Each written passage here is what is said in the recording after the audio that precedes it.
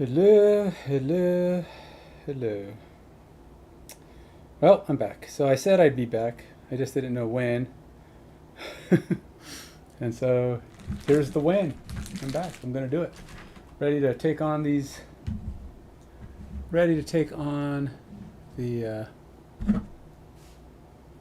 machines.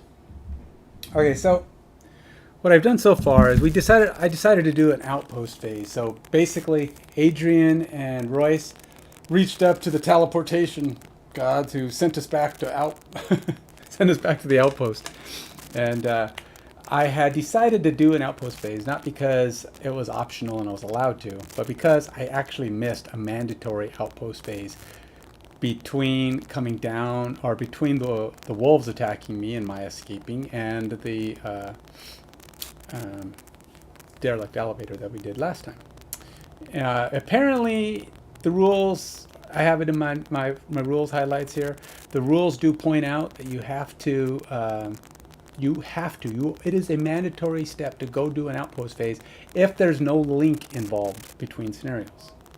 And I did not know that. I thought it was kind of optional.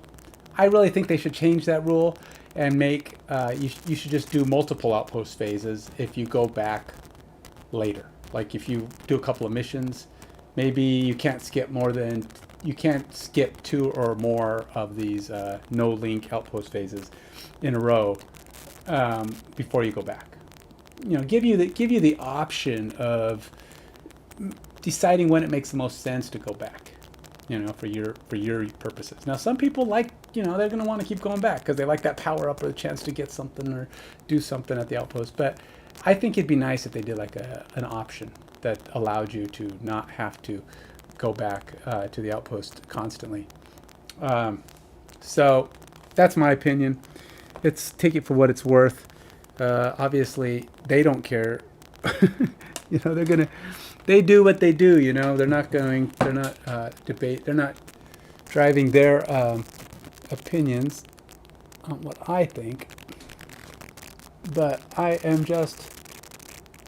Hold on, I'm trying to get them. Of course, I'm doing something that's distracting me in the middle of my conversation. Okay, well, hopefully that'll do it. Trying to get some power into this thing. Is the light on?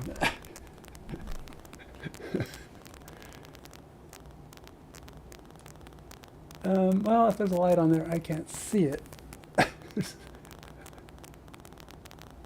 Well, close enough. I hope the light's on. I don't remember where the light is, so it's a little hard for me to tell if it's working or not, but oh, I know.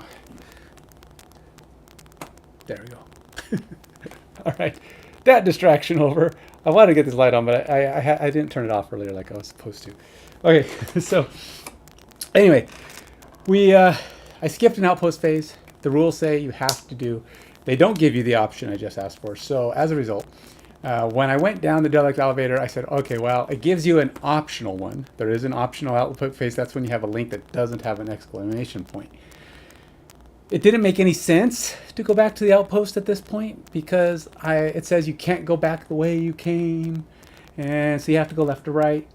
But it's an optional outpost phase, so apparently I decided that there's this magical teleportation being out there that you just say, we really need an outpost phase. Blink, psh, you're back to the outpost phase. So you go do the outpost, do your thing. Then you walk back. Apparently, teleportation guy doesn't work going back, so I had to do a road event. Unfortunately, after we did all that and we started going on a road event, we decided, hey, we kind of went back a different route. We found this really cool waterfall, and we had a choice. We can take a dip, or we can go rest behind this nice safe alcove behind the waterfall. And yeah, not so safe. Oh, we chose to go for the alcove because heck, it's cold out here. We're in the middle of Frosthaven of wilderness, and we're like, no, they're not gonna go swimming. We want an ice bath right now. So we decided to dip in behind the waterfall, and there were some frost giants, frost creatures, frost beasts. I don't know.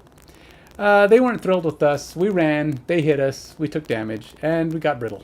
Apparently we froze a little bit, I don't know. So now we've taken 3 damage and brittle as this scenario starts. Yay! So we did decide to go down to the left. Royce and Adrian had a little conversation.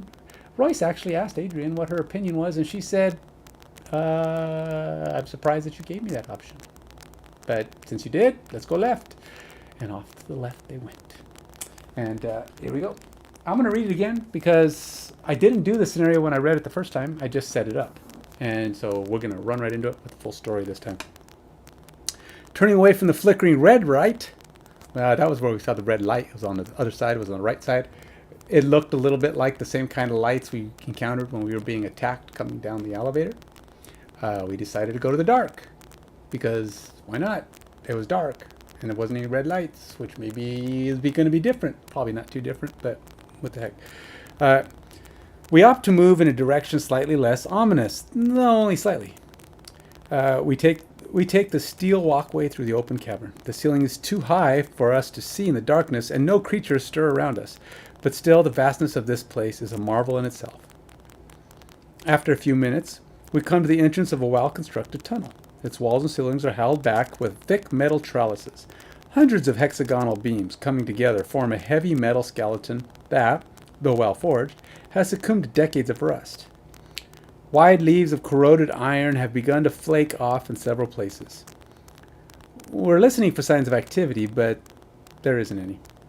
We continue moving on. After a long stretch of time, we spot a trace of light escaping from a nearby passage. Following it, we come to a library. It is a large rectangular room bordered on all sides with bookshelves sagging under the weight of their contents. And in the center of the room are several tables and chairs, all of them thick with dust and cobwebs. But as it turns out, we're not alone. Shortly after we enter, we hear the hurried shuffling of metal feet.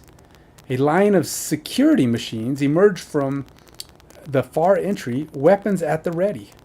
They move with rigid certainty, their limbs exact and swift, specializing in seeking and destroying intruders like us. Their focus, however, is only partly on us. The majority of them are instead moving toward a pedestal in the center of the room. The pedestal is a little more than a simple stone pillar, but atop it you can see a large steel pressure plate. You're not sure what the plate does, but judging by how much attention the machines are paying it, it's probably not good. And there we go. So, the scenario, we have to kill everything in here. So, the scenario has to be cleared out. So, it's a pretty basic, pretty standard fare scenario. Some of them are different. We just got to get out and that kind of thing. This one is not one of those. I would imagine difficulty is pretty high because out of 3 dots, this one's 2. I assume that's the difficulty. But there are 8 things in here. And the difficulty is we lose this scenario if anybody gets on top of that pressure plate. Us, well, we can't. But any of the characters get on top of the plate, we lose. And the special rules are the machines are focusing on moving toward and occupying the pressure plate. Then they find a focus is normal, perform any abilities as if they had no movement. So every one of their cards that says attack or do whatever is going to be based on they're just moving towards the plate. So they're always going to move towards the plate, and then they're going to do whatever to us, is basically what their plan is. If they cannot find a path to the pressure plate, they will move to get as close as possible to it, as measured by range. If any figure occupies the pressure plate, any figure, that's us or them, I gather, but like I said, we can't, the scenario is lost. All characters and character summons cannot enter the hex with the pressure plate in any way. And then at the start of the 7th round, we're going to move on to the next piece of the scenario. I've already set this whole thing up. This is what you see. We've got 2. These are all you get, even with 2 people. With 2 people, we got 4 cannons and 4 of the machines, the ruined machines. 2 of them are elite, so that's going to make this very interesting, to say the least. Now, I have not built my deck yet. I did choose my my items. So you're only allowed one item. I got my gear. Each one of them has their gear. Royce got a horn in one hand, which is pretty worthless to him. I don't even know why he brings it, but he's got it. You can't trade amongst your characters, so unfortunately I can't give the horn to Adrian. But for now, he's carrying it. Until he finds something better, he can always sell it. But they both had an item to choose this time. Royce chose to bring his obstacle trap with him. Actually, I think both of them chose to bring their traps with them. Now, Adrian, both of them got a potion that would have been really good in most scenarios. But I'm thinking here, because we have to keep them off this plate, these traps might be good. While one's an obstacle, one's a trap. The idea is that it's supposed to help keep them off the plate, right? So if we can better guard the plate if we can block their route. So that's my thought. So if we can get up there, make them go around, make them do some other thing they don't want to do to get to it, we can potentially, because there's only two of us, we've got two guys, have to stop four guys from getting on that plate. The cannons, they don't usually move, so they're just going to sit there and shoot at us. So obviously we want to destroy the cannons, but look how close those guys are right now. I mean, the first two, they're only 4 steps away. That's like two guys 4 steps away. So we've got to make a rush for that plate and try to stop them, which means the cannons are going to have free reign on us. They're going to get a shoot at us, which is sucky.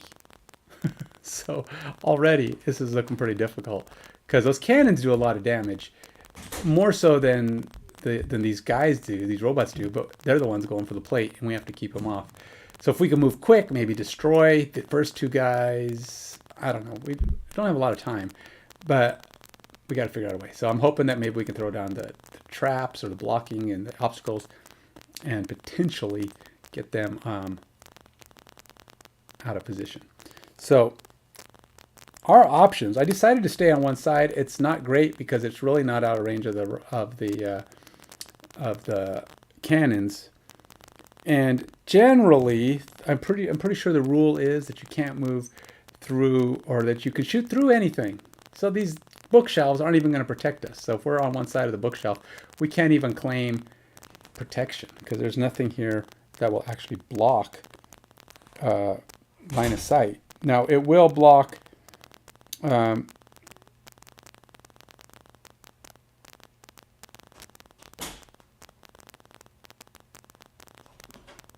they will block movement, but they won't block line of sight. So yeah, I'm going to take one quick look just to be absolutely positively sure. I don't think there's anything in here that's actually blocking though. I don't think there is such an obstacle. It's like, apparently you can see over everything. Figures cannot enter hex except for flying or jumping. Yeah, X is just that corridor. Those are just corridors. And beyond that, that's it. Yeah, those are the only two things in here, obstacles and corridors. So, yeah, not going to help me any. All right, here we go. Let's do this. Let's build our deck. So I got to first decide on the 10 cards I'm going to use for this battle. Like I said, I've already set up their other things, but I have too many cards here. This feels like a rush game, a rush thing. So we got to get in there. We got to kill these guys and not die from the cannons.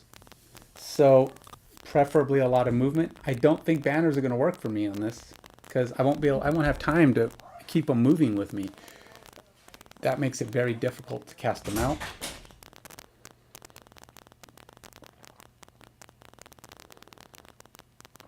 You would think with these guys rushing for the banner, rushing for the plates, I could do. Man, that's like they're only 3 spaces away, 4 spaces, and they're on the plate. That's like 2 turns if they get any movement. That's gonna suck. It's gonna suck really bad. I don't know if I can get there. So, all right. So for Royce or for Adrian, I think she needs movement. Lots of movement. The more movement, the better. Or at least give Adrian lots of movement, right? I mean, if he can move 3 and then smack somebody, possibly killing it, throw down his trap or his obstacle, he could potentially at least hinder one of them. So that's going to be pretty crucial. So maybe I do that. give Royce a lot of movement and let him go, throw down his obstacle, and then she can come up and try to throw hers down. Hopefully he can get in the way of one of them.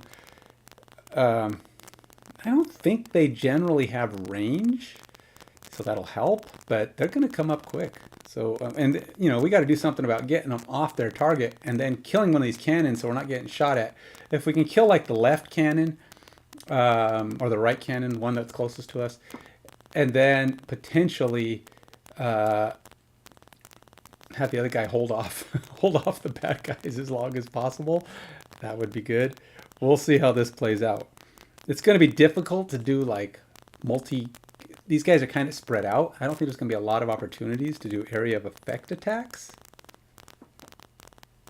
Maybe. So I think movement and just quick actions is going to be kind of the key element. I might even be able to try this tip of the spear, but see, Adrian moves so much slower than Royce as far as actual spaces. It's going to be a challenge to get that close. These guys don't move terribly fast. They're often not the first ones to go, but that doesn't mean we're going to have a easy go of this. These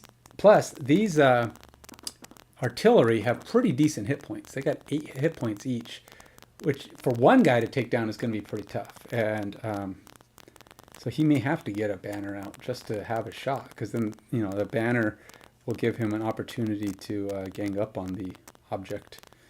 I think they are, what is their thing?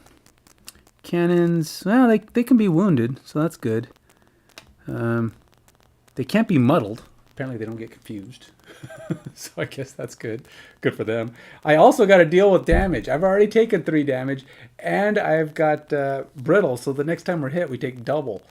That's not good. It's kind of like having ×2 already on you. So I could have Royce or Adrian do something along the lines of give Royce some movement and heal himself, and then anything, you know, just help him get up there, and then Adrian can heal himself. Ooh. These cannons, they do stuff. They hurt like a son of a gun. They are ranged attackers, so they have disadvantage if we're sitting next to them, but a lot of times they have abilities that push you away, which is not great either. They're going to push you away, and then you're kind of hosed, right? All right, let's see here. I think movement's important. We're going to have to get some serious movement. The problem is, if I give myself a lot of movement, I don't really have to go past the plate yet.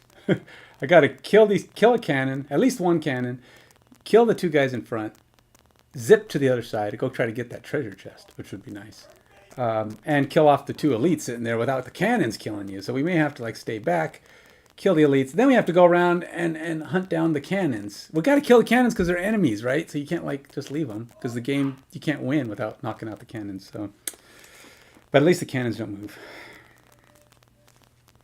So that said, we got to make our moves. All right, let's do this. All right, we'll do the 2 allies get movement because it also has healing. Do I have any other healing just in case? Because we got to do something about our situation of health.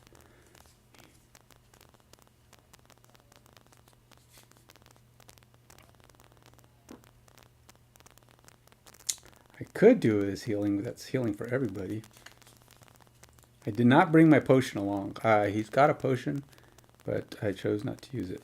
So I'm going to take my 4 movements because I'm going to need massive movement. That'll help me to get closer to them as needed. Really, I don't have to. It's getting them off the plate now. I think I have a better shot once I can push the guys back a little bit. And creatures do, if I remember the rules correctly, they will avoid traps. I can't go and do anything about the blocking, but they'll avoid traps, so they'll go around if there's a way to get to their destination by going around. So, yeah, that's my thought is if they try to get as close as they can to the thing if they're blocked, but I can't totally block them. So there's always a route for them to get there. If I can block them partially, I can at least make their trip long. That's my objective, make their trip long. So All right, so we got 3. What else I got for movement? I don't know, man. I don't know if I can do a banner. Banners don't help. It's just too much movement involved in this one.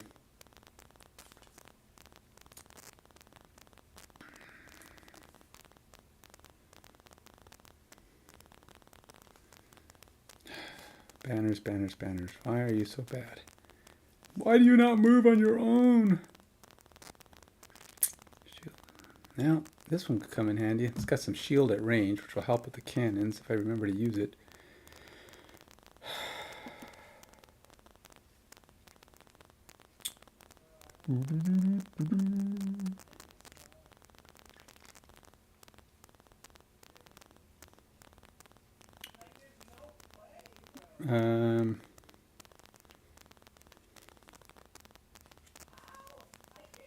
All right, let's do this. Give more movement to my allies. We got to be able to navigate. I don't think these guys, I don't think shooting at the cannons, to be honest, is all that great of a plan. Because I don't have a ton of range damage. I mean, like 1 damage at range. Here's 2 with advantage. Let's probably take that one. And here's 3 with advantage, or not with advantage, but all right. So I do have a couple of range attacks. This will help with the cannons. If I can shoot at them, do some damage to the cannons while I move, that might be good. All right, so now I'm getting close to the end of my goodies here.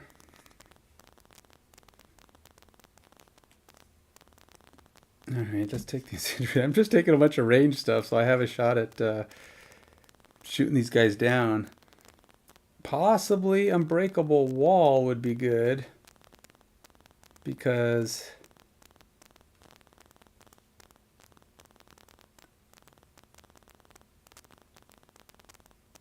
well, if I can do, he just doesn't have that much healing. I brought my blue banner for healing. I don't think I'm going to be able to get this one down. That one's just going to be too hard. So I either take my heal everybody and hurt myself play, or let's see here. I either take my hurt everybody. I like the push away because that will help with keeping them off of the.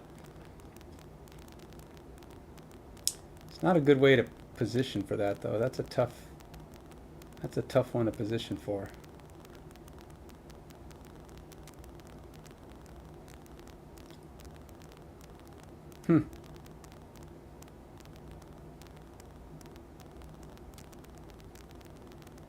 Okay, let's try this one. I'm gonna try unbreakable wall. I mean, that is my goal, right? Plus, it pushes guys back if we hit them.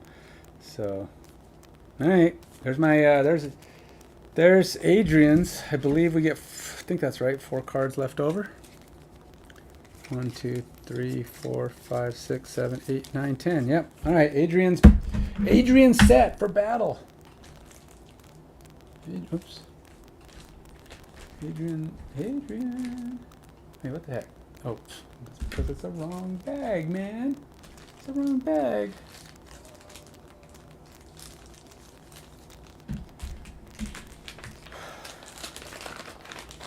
We'll put that off. We'll just keep the table nice and clean, so nobody has to see any of my junk. And then we'll do Royce. Adrian is set. Royce is up. All right, Royce. What's your plan, man? Got to move quick, and you got to hit hard, which is always good. Hitting hard is never a bad thing. Problem is, with Royce being the fast one, he's got to move up quick, but he also has to heal himself, because he too has this brittle thing on. He's going to want to not take any unnecessary damage right now. He does not have a top action that heals. He's got a lot of bottom actions that heal, though. He does get one these guys. He does have the option. So we're looking at, I'm looking at slows to see if it's possible to move up on these guys going slow. And possibly heal, and heal while I'm at it. So we've got one. All right, let's first build the sets. All right, I got to build the deck. Okay, so we're going to take that one first. Let's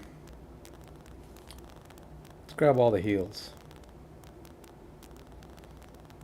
Muddle at range. That's pretty good.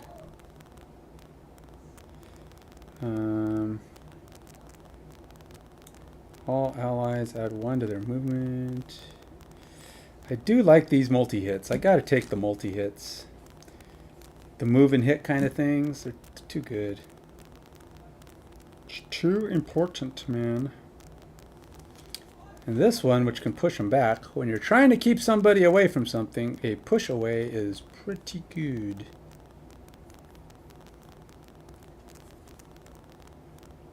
And I do like that he's got this range attack. So let's take that one. You can use a slow to trigger the effects of the fast effects of another card. Oh, this one gets rid of your negative effects. Definitely got to try that one. Maybe I'll do that one to start. Get the brittle off. At least if I'm not brittle, that'll help keep damage down. He can do a double person attack with this one. I should probably try that one. And it got the ignore slow effects of your other actions. So that's pretty good. So I'm down to 6 cards. I got, no, 7 cards. What else we got here? We got take away a speed. And I can push somebody. 3. Everybody gets pushed 3 at a range of 1. And again, that could come in handy. Kicking people away is always a good thing. Oh, and the top one does that too, kinetic transfer. All right, let's do that one. So again, he's got these power-up attacks on your next 5 actions. If I can get that one going, probably be good. All right, so I got 1 left. Oh boy, what do we got here? We can pin. Pin is nice. Keeps them from moving for a moment. All enemies with a range of 2 suffer 1 damage. That's not bad. This one's kind of cool because they can't see me. So they can't do anything against me because they have a purpose to get to it. You know, they... And this one's good because it can give you more speed. So, you know, there's a lot of decent shots here. And this one's healing. Oh, yeah, I should probably try that one because it's also got the range thing. 1 adjacent enemy. Boy, these are both these. See, Royce has a lot of good cards. Makes it really hard to decide what to do. I'm not going to do borrowed time. But the experimental adjustment. Enemies can't see me. I'm not going to do that one. It's got a lot of power-ups, but I don't know. It's kind of a tough one. This one does more damage than your typical ones.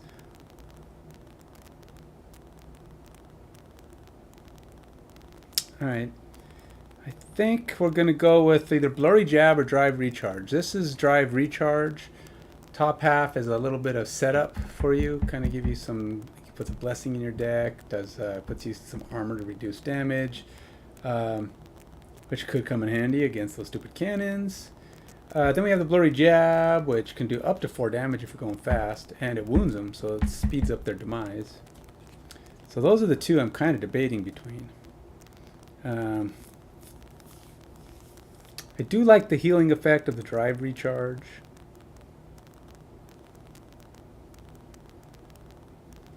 I think I'm going to take that one solely on the fact that I need to heal right out the gate. So, yeah. All right, so Royce is set. Let's see how this goes. You know, I have yet to ever win a battle for Royce and Adrian to come through one on the first try. And I'll tell you, they should get a little easier, at least for a short period of time. I don't know how long it'll take to go from 3 to 4 for either of these guys. But I should level on this if I win. So it's currently 9 o'clock. Here's the problem. I need to be done by 11 because I don't want to be up all night. I have to get up early. Got a workout to do and got people coming over tomorrow. So I got to be fast and furious. Win or lose. Got to get this puppy done. Hopefully that doesn't mean I play sloppy. Did I mess up the camera? Slightly. I mean, it's not terribly bad, but let's focus down on the table slightly better, shall we? Yeah, you can't really see the cards I'm choosing, but I don't know what else to tell you. The table's long and my camera's not. So it doesn't go all the way over, so it's at a diagonal. And if I go too far this way, it doesn't really help. And if I zoom down too much, actually I could zoom down, it would probably actually be better because the part that matters is right here in the middle, right? That's all you need. That's all you need to see. There's no reason for it to. But if I zoom down, it's going to get skinnier. So I don't know. Yeah. Oh well.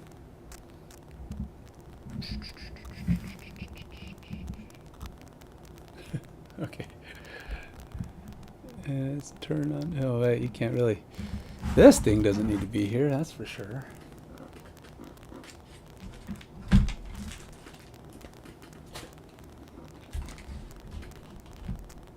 We'll move this guy over here.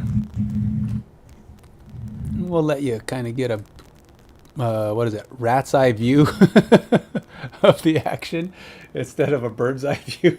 You're down there on getting nice and close up with the critters that are fighting me right now. Let's do this. Battle starts. We walk in. Robots everywhere. Royce, what are we gonna do? Quick, kill the cannons. I'll take out the first dude there. Keep him off that plate. It's gotta be a reason they want it.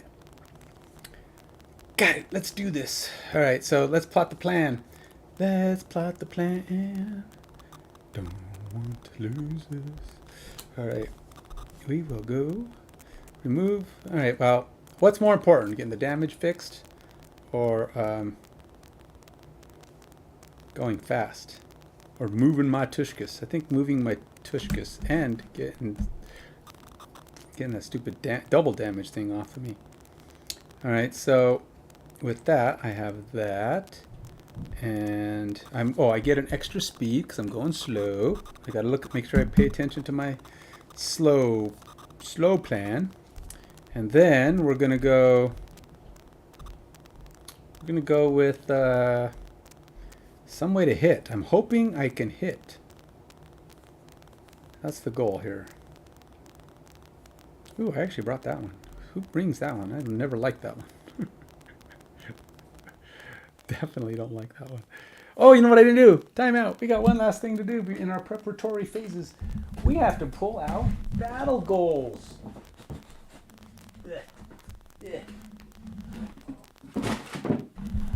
Battle goals. Oh, where are you coming from? Battle goals.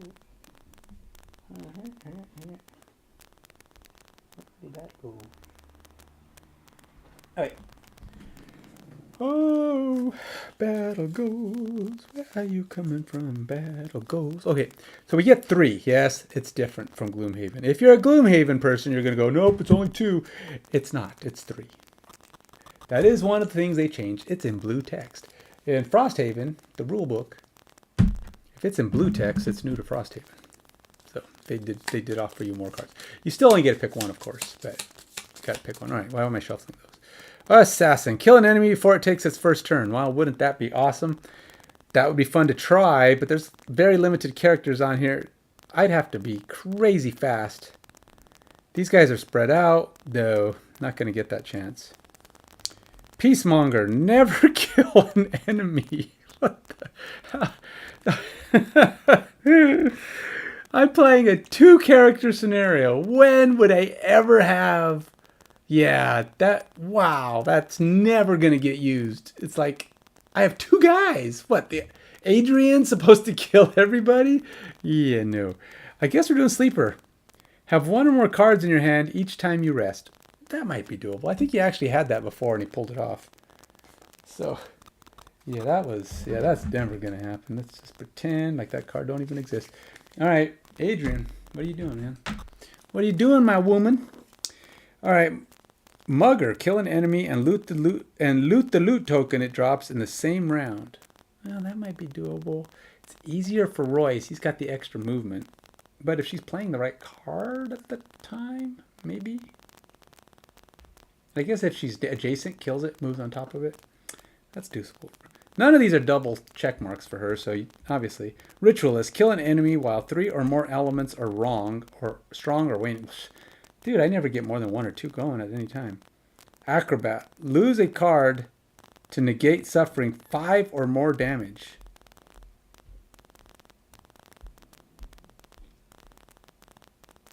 These cannons are quite capable of that kind of damage. 5 is a lot though, but I'm gonna try it. I think she may have an opportunity to pull that one off.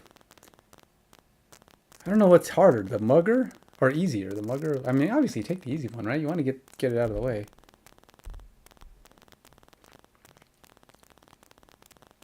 I'm gonna go with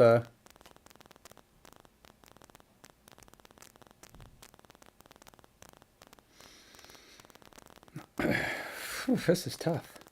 See, here's the problem with this one too. We have that treasure in the back. These guys are rushing for the pressure plate.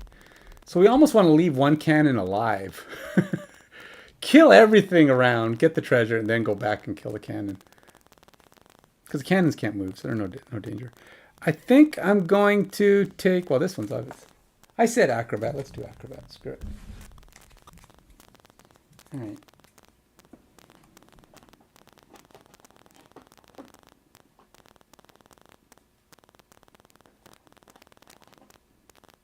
All right, now we're ready. Officially ready. So we're picking our attack. We're picking our action for Royce. Royce has decided he's going to try to get rid of his conditions and move a little bit. I don't know if that's going to be enough to actually get near anything, but he's going to go slow, so he may actually get a chance to use it. It might be enough. We'll see. Depends on what those guys do.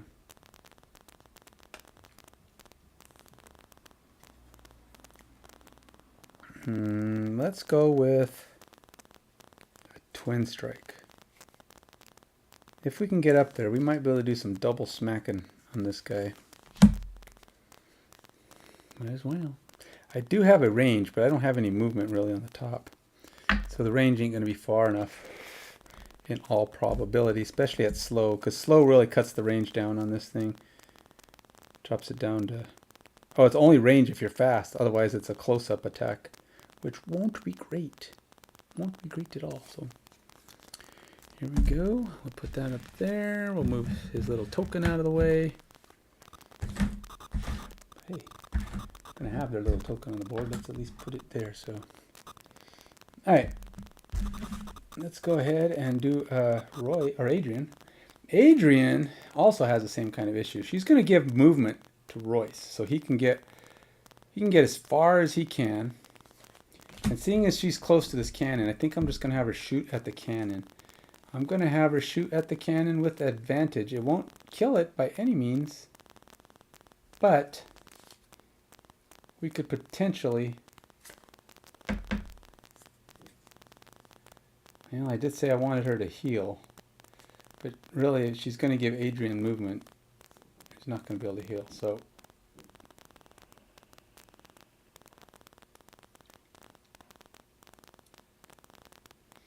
So a banner, you know, throwing up the healing. No, healing banner won't work either.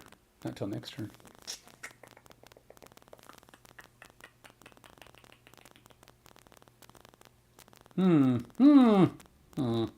Wait, when does the banner trigger? At the start of their turns, grant allies within 3. Oh.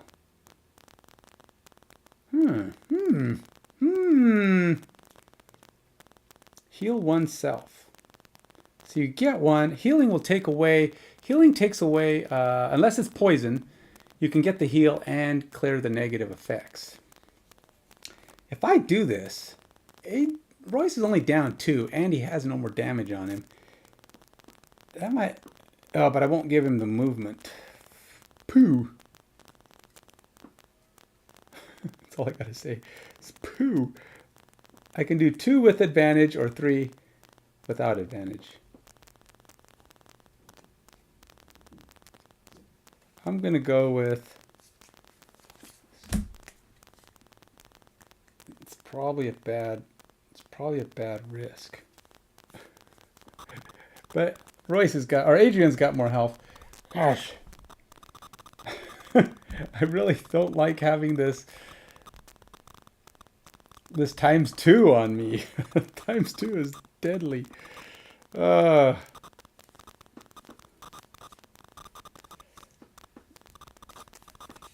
I guess I have the choice of changing my mind. All right.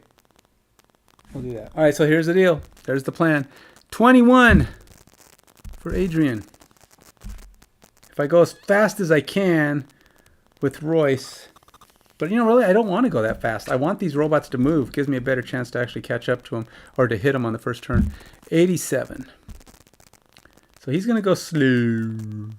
And that's it. All right. Battle's on, folks. Hit the start. Yep. Royce is going last. Big surprise there. For a fast guy, he's really slow. All right, so my banner spear.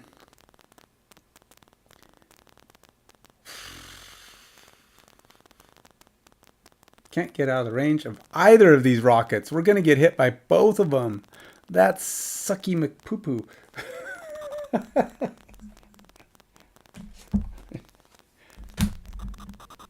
Yeah, I said that. Sucky McPoo-poo. What about it? Okay. All right, so Adrian goes, Royce, get out of here. So at least both of us won't be in the same explosive area. She moves him on 3. And then she's going to take a shot at the javelin, or at the cannon here, and just throw her javelin. Try to stuff an arrow down its throat. And it's just a regular old cannon roll. So let's see. 3 damage. +1. Woohoo! 4 damage on number 1. 1, 2, 3, 4. Which is bad for Adrian because he's got other bad stuff going on. But he's done. And now the cannons get to go. Now, the rule is if 2 people are at the same range, they go for the guy who's highest up in the order. And they are. Adrian, unfortunately, is in the range of both of these guys. They won't be able to push any one way. See, it has that stupid mass blast thing where it pushes people away from them. So it keeps them from having disadvantage. But at a range of 3, they could throw an explosive. Luckily, they are out of each other's range. You can't hit them both. There's no way to do that. So they're going to just hit Adrian. They're going to go... They're blowing up these massive blasts. They're not terribly strong, but double damage on the first one. So it's 2 damage from number 1. And number 1 does 2 damage +1, 3 damage, which we now... Oh, no. It's actually 2 damage times 2, 4 damage. I almost had a chance to do my card already. Suck. 4 damage. That's a lot of damage. I'm going to take it. It's probably a bad idea to take it this early like that, but we'll see how that goes.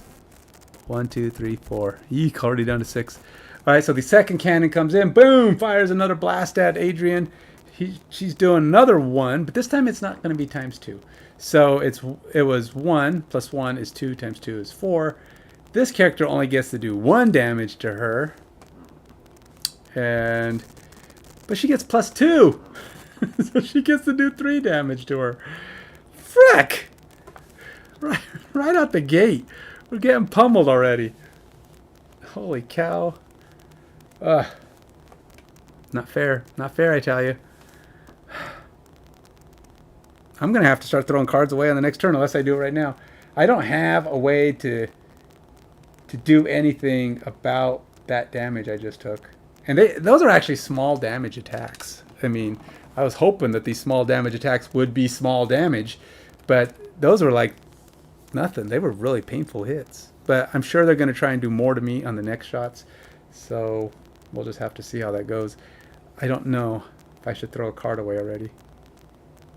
Tell you what, I'm going to throw it away for sure on the next turn. But I'm going to wait for the bigger hit. So that said, let's do this thing. I'm taking the damage. 3 more damage. Oh, I don't have the brittle anymore. I took that. 1, 2, 3. Already down to 3 health. 1 turn. Taking 7 damage in 1 turn. Look at me. Alright, here we go. Is what it is. Adrian's like, bam! Oh, yeah. Yeah. Royce, I'm not doing so good. And Royce is, why'd you send me away? Rune Machine gets to go. All right, so they all get to move 1. They're going to move 1 towards this thing. And they just said that they do that first. So I'm just going to move them all 1. They're all moving towards this machine or this pressure plate. Okay. Now, these guys get to go first. They can do 3 damage to anything next to them. Nobody is next to anything. They're done. They have no action that's got any range on them right now. And that's it. They all move 1, and they're done. Now it's Royce's turn. Now here's the problem. These guys, if they could have moved 3 at any point, good grief, if they could move 3 at any point, they're gonna make it to the pressure plate already. They can get there in 2 turns. That's terrible. Because I can't block them in that short a period of time. But yeah. All right, so he can move 2. I can go help with this cannon over here. Then I'd really be gambling. Or I can go deal with these. I got to go deal with them. That's all I can do. All right, so he's going to move. He gets to clear his effect because that's on him. And he gets to move 2, which is 1, 2.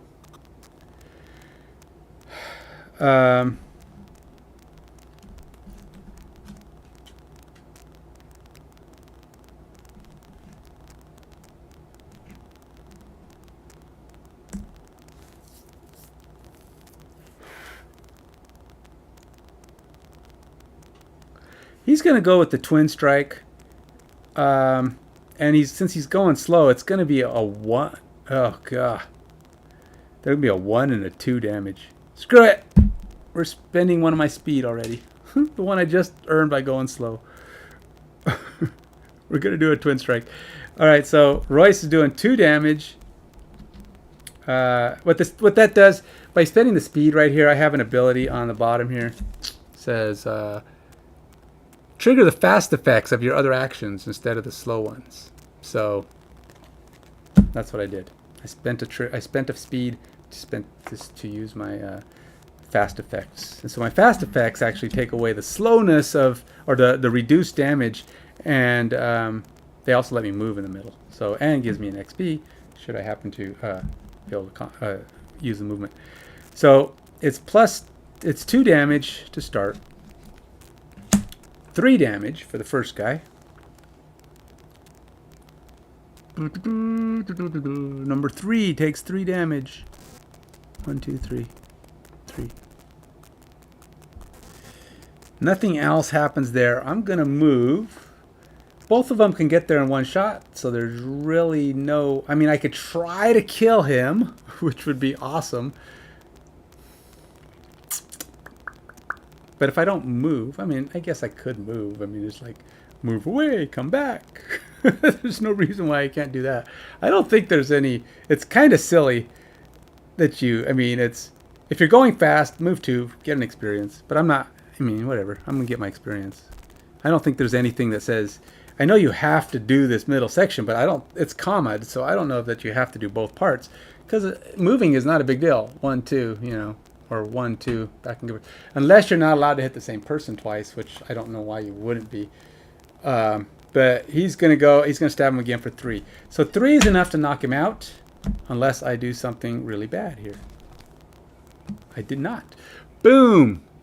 Royce does his job, takes down one of the guys at least. So we got one guy off the plate. The question is, if he moves 3 for any reason on this next turn, we're done. Battle game over. That's how bad this is. You have to get really, really, really, really, really, really lucky. I can throw down a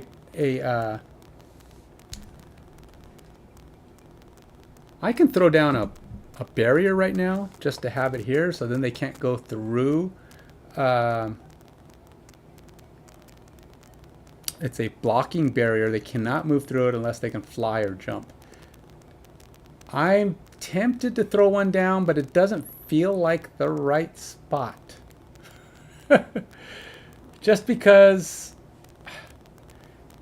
Adrian's trying to take out this cannon back here, and if we take out that cannon, then that's the side you want to put the block on, or you want to put the block on this side so that the creatures come around where you don't have to fight with the cannon as much. So we'll see. Putting it down behind me is not going to be terribly useful because it's not really blocking anything. It's not even hindering the movement. So I guess we'll see what's going on. That's it for the first round. We're on to the next round. I believe I did everything that round offered. I gave myself my XP. I took off the negative effects, and they already moved. Yep, that's it. On to the next round. Pachoing. We reset. Both Adrian or Royce or Adrian really needs healing. I mean, no ifs, ands, or buts about it. Let's see if Adrian's got a way to help her out. Did I bring along a healing that can heal my friends?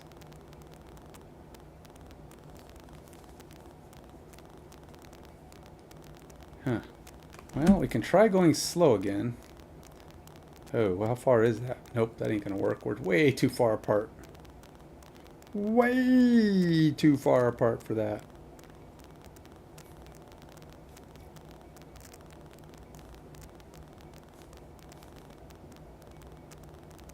I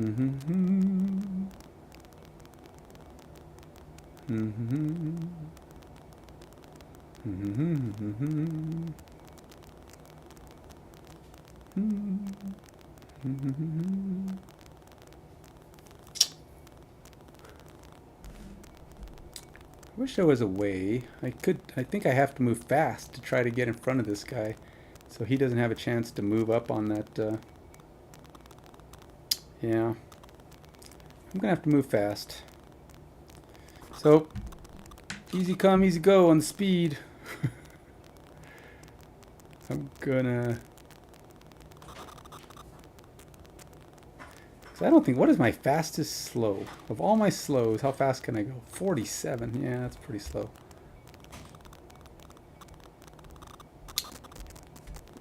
I'm going to... What should I do? What should I do? What should I do? I want to have... Adrian's got to get up there in front of this guy.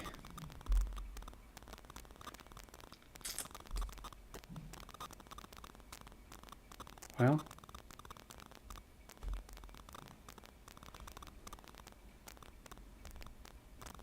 Yeah.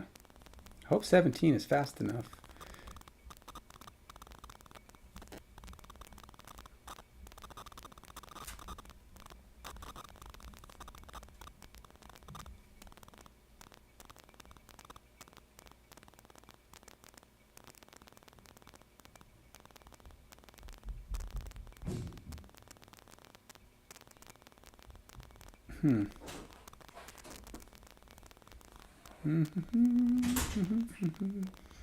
I am, well, if it's not fast enough, usually they do things that are less damaging. They don't have as much speed or power if they move.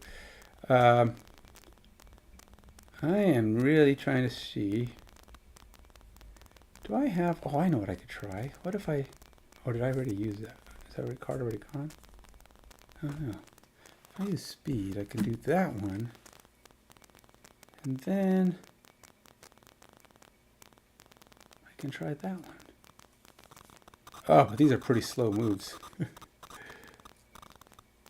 But if I could pull this off...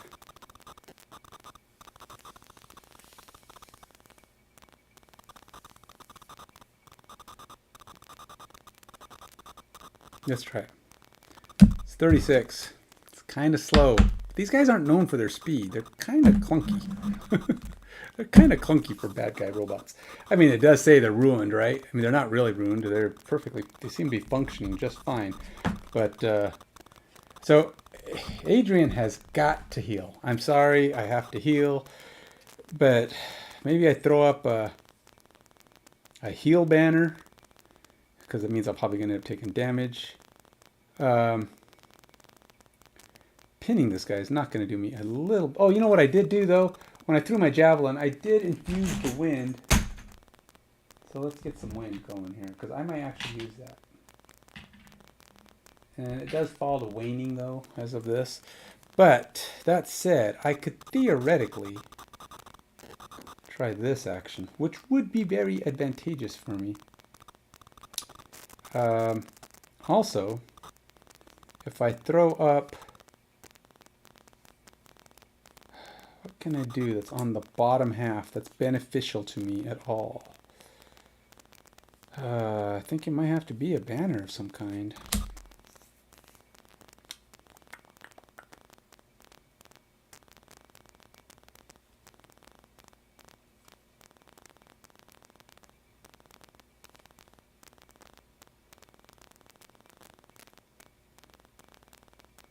I'm trying not to die on the first turn, you know. That would be really nice. It'd be really nice not to die on the first turn.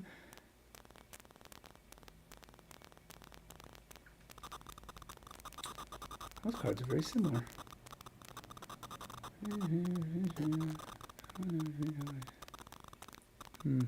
Not going to cut it right now. So we will go with the ones I have, I guess.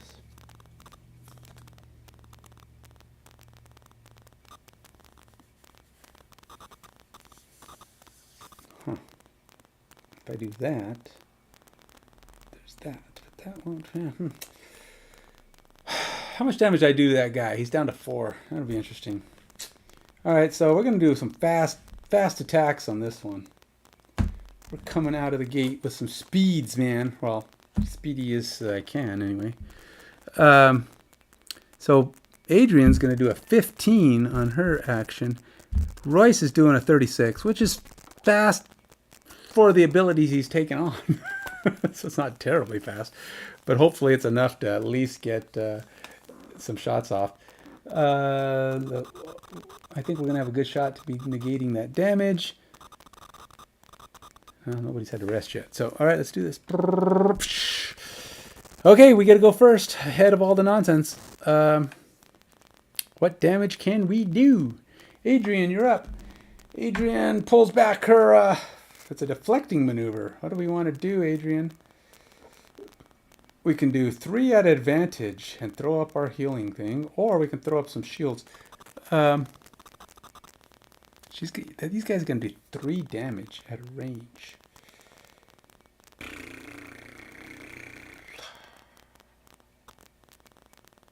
Three damage at range. It's a good chance I'm going to have to heal, even if they're disadvantaged.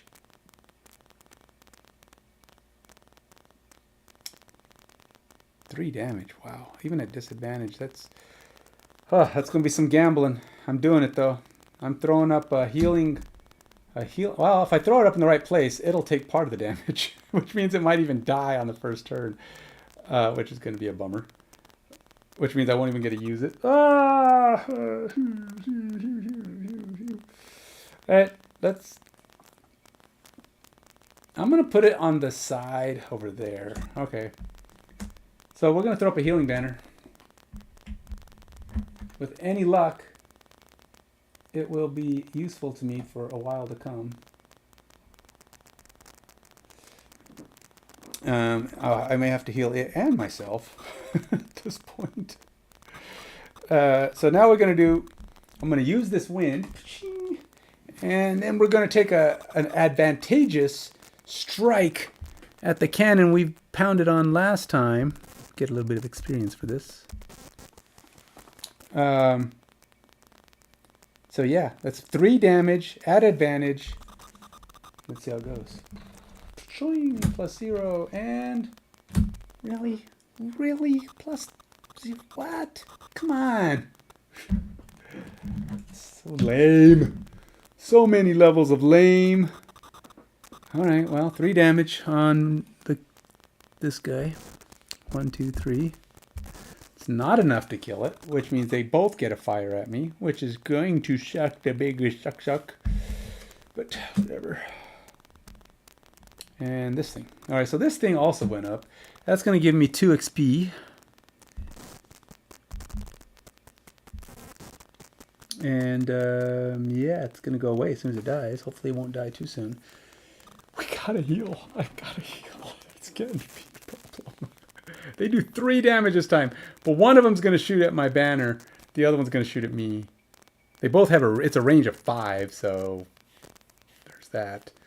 And yeah, but hey, whatever. We do have a banner we added in. We're adding in the Banner of Hope. It does have 4 health to start. And then we're going to go ahead and click that because we're done. Royce is up. This is where Royce is going to try.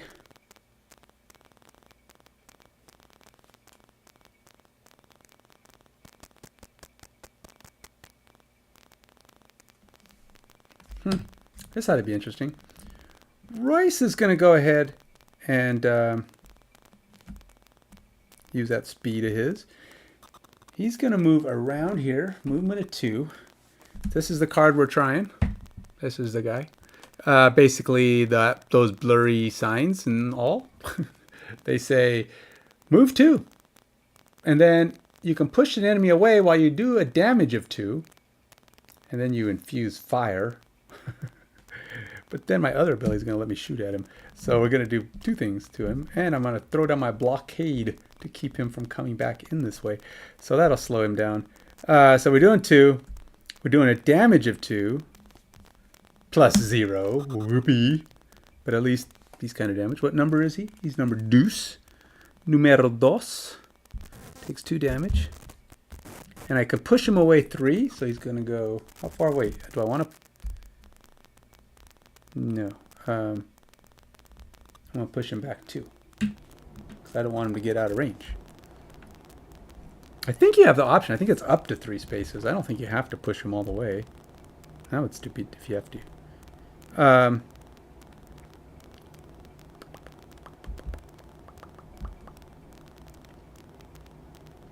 Yeah. We can infuse fire. Don't know what I'm going to do with it, but why not?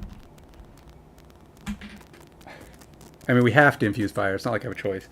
So then I have at a range of... Oh, dang it. I guess I can't push him even that far back. I can only push him back 1.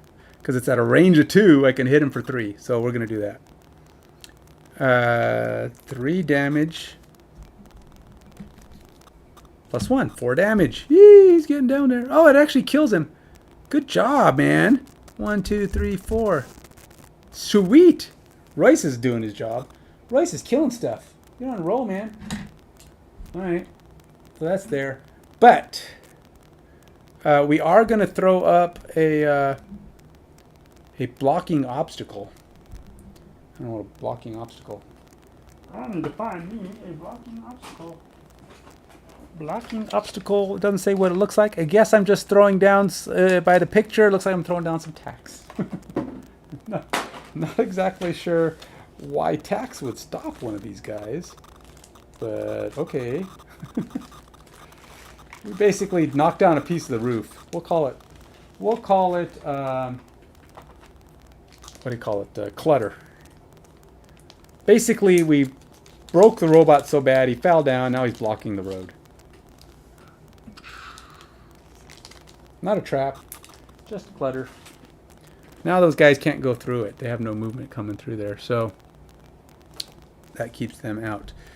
Now the bad begins. That's all I gotta say. The bad will now begin.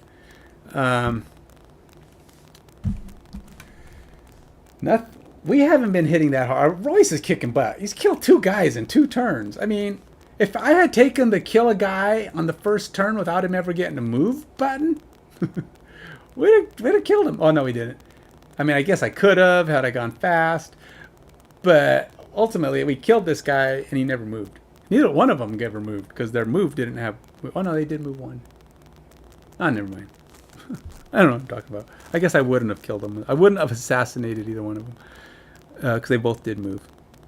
Alright, so Royce is done. Robots are up, man. They get to move 2, damage of 1, but they can't hit me yet. So here they come. 1, 2. 1, 2.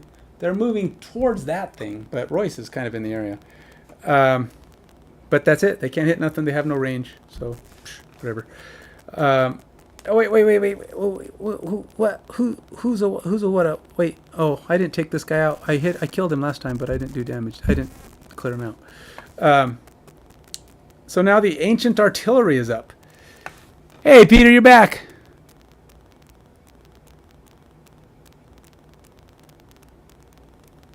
Oh, really? I didn't know they did that in Gloomhaven. I'm glad that you can do it in Frosthaven. Or I'm glad you can do it legally in Frosthaven. But that's interesting to know. So I'm curious, if we play Gloomhaven, can we use Frosthaven rules? It's like they improved the rules, so let's use the improved rules. I think you should be allowed to do that. I haven't played Gloomhaven yet. I own it. It's sitting over there. In fact, I even unpacked it and got it ready to go. I use the same kind of basic setup as you do with Frosthaven. But, you know, I kind of broke the robots down, or monsters down, put them in baggies, got everything broken up. Except you don't have the nice little sorting things that they give you with Frosthaven. So anyway, I don't remember, Peter, have you told me before, do you have Frosthaven? Have you played it yet? I mean, it seems like you kind of know a little bit what's going on, so I assume you, I don't know if you're, so a lot of people have been coming on here saying they've read the rules online, but they don't have the game yet. Oh, good. Yeah, well, I say you would, but I'm just saying, do they do it? Do they say it's okay to use the Frosthaven rules? I mean, is it in the rules to use the rules?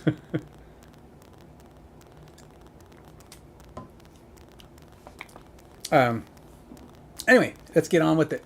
Trying to get this done fairly quick. We're moving along, except Adrian's really close to death. The first thing she did is take 7 damage, and she was already 3 short when she got in here, so she's in bad shape. Here it goes. Ancient artillery, but they both fire at advantage. Well, not true. They fire at advantage at Adrian. The banner will take damage from whatever this thing does, so we'll see. Alright, so it's just a simple 3 damage at a range of 5, but if it manages to get a +1 on the banner, I lose my banner the very first turn it comes in, which is sucky. Alright, here we go. Number 1! -1 will not destroy my banner, so my banner will heal 1 more time to come, or at least 1 time to come.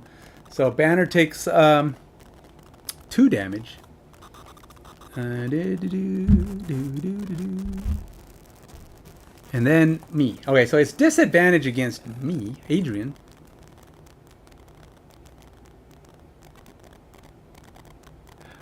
Cool. You have to let me know how it goes. Keep me posted.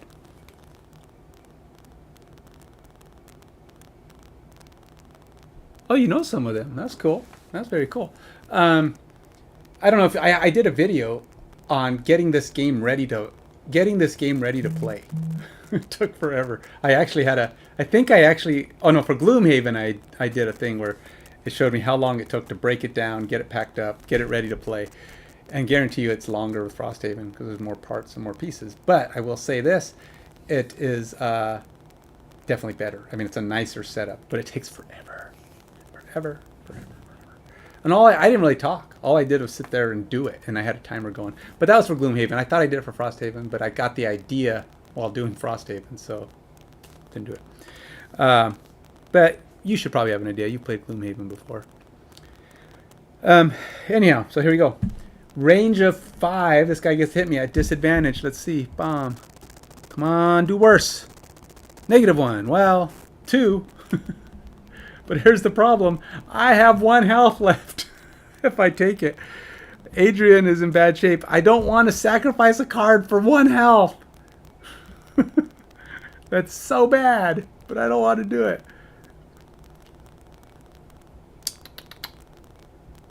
No, I'm not doing it. I'm going to get 1 from my banner, and I'm going to try and do a healing action this next time, so hopefully I can do a little recovery.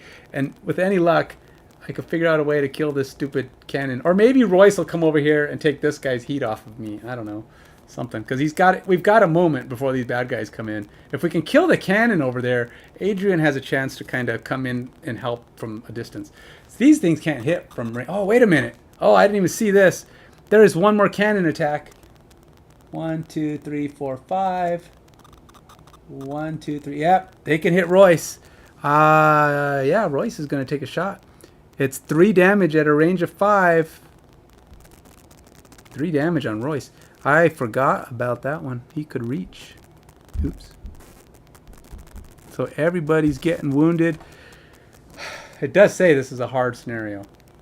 And even though I blocked it, I do have a trap I can throw down with Adrian, but Adrian's too far away trying to stay alive. Trying to clear out some of these cannons, but she's not doing great at it. Ah, bummer. Alright, so that guy's done. Those guys are done. And we're on to the next round. Alright, Royce. We got to figure out how to do this, man. We got to not get dead. Let's see if we can do this and not get dead.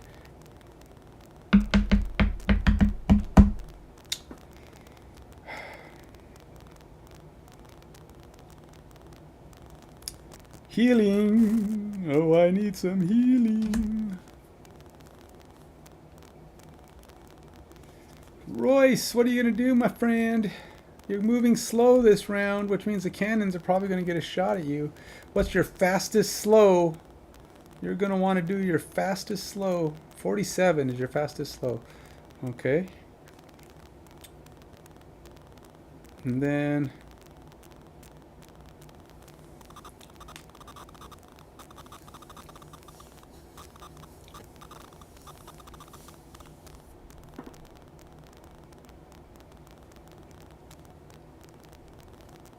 we can't get to any of these cannons. Can't get to them. We have no chance of arriving at any of them.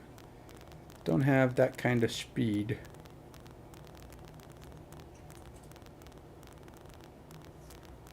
Not when I'm moving slow anyway. All allies have +1 of their movement abilities. Move from a hex. Nope, that won't even do anything. But it does give me 3 movement. Thing is, I think Royce is going to have to take... Royce is going to have to take an action that gets him close to one of these cannons. And if we get a... Thing is, there is a... One of these cannons has a range at 7. Oh, well, basically, it's pretty basic. Got to kill all the monsters. But the losing condition is if any of these robots, any of them end up on this pressure plate in the middle, you lose. But for me to win, I have to kill everything. It says all monsters are dead. I assume that means they're cannons too. They're monsters, right? I mean, whatever. Technically, they're bad guys. They're enemies. It doesn't say all enemies. It says monsters. But I assume that means that they count as monsters. Pretty sure it said monster. Doesn't matter. I have to kill everything for me to win. And at round 7... Yeah, no kidding. At round 7, something happens, and I'll tell you what. If you look at the, if you look at this, I'm thinking he happens, Mr. Steel Automation. he's on the docket. I'm pretty sure. So, and I'm guessing he's big and mean and nasty. So I got to kill his friends. I got to get these cannons. If we can kill the cannons and heal up a little bit, we're not in too bad a shape. But those cannons are brutal. They're just they pummel you from a distance, and you just, yeah, they're not fun at all. There's nothing fun about the cannons. We got to heal some. Is there a movement heal? Do I have a movement heal anywhere? Anything that moves and heals or lets me move and heal? No. I can Basically, I have to sit here and let these cannons shoot at me. Ugh. All right, if I'm going to sit here and let the cannons shoot at me, let's do this thing.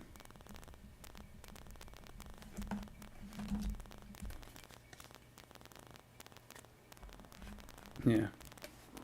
47 is as fast as I can go, unfortunately. So that's not great for him. Maybe discarding cards. I think both of them are in a good shot at discarding cards this round. Because even if Adrian manages to kill this cannon, the other one's going to shoot at me. So I would like to see some of these bad guys get a null. That would be great. Have them not hit me. But that hasn't happened yet.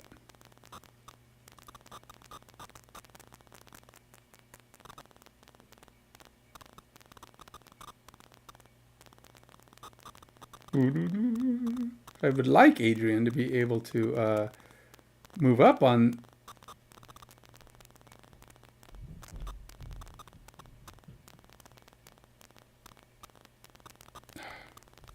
Now, if Adrian's doing that, let's do this.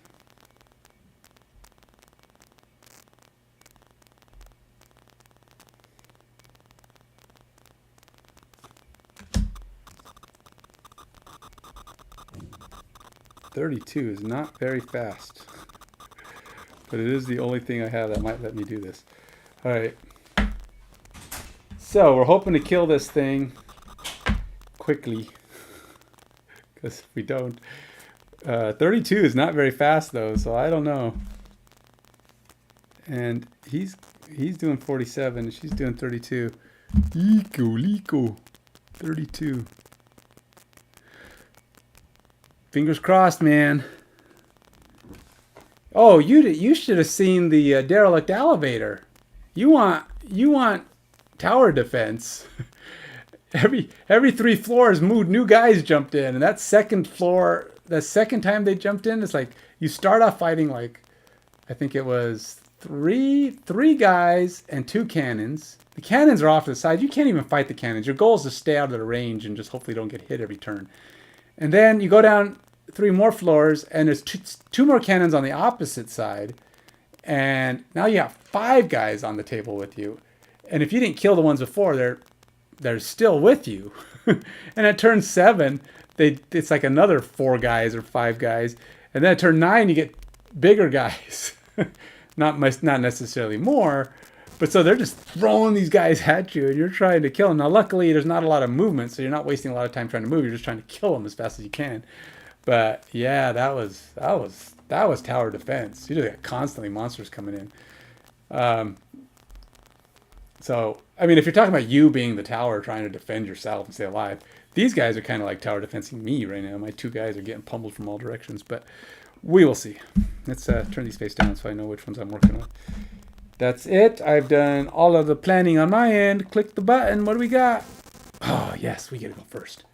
Phew. That's going to help a lot. It may or may not save my butt, but it will help a lot. All right, so we're doing a combined effort. This guy right there. What that one's going to do, first thing I'm going to do is allow my guy to move. My banner will move. Oh, wait. The banner goes first, and it heals me. 1 whole health. Woohoo! Adrian is getting healthier. All the way up to 1, all the way up to 4. And he's going to move 2. And then he's going to move 2. Right up in between. And we're going to do this tip of the spear thing. Now, these guys don't get any shields. Luckily. Ooh, whoa, we gotta hurt them, or we gotta kill them here. 3 damage. Now, if we fail on this attack, we're dead. Just saying, because they get to do 2 damage at a range of 5. 1, 2, 3, 4, 5. Okay, if we kill it, which is 1 damage, that means if I don't get anything but a null. Anything but a null, I'm good. But he gets this attack, he gets to do adjacent damage of 2. And he shoots me for damage of 2. Now it's at disadvantage because he's right next to me. Yes, but that 2 damage, Well, he potentially kills me. I guess it's not a guarantee. But let's not let that happen. Let's succeed. Anything but a null. I'm not trying to, for all the gaming entities out there that are saying, oh, anything but means we're giving it to you. Don't be like that. Just let me have this one. Oh, by the way, this thing is just lost. Or it's not lost, but it's over here.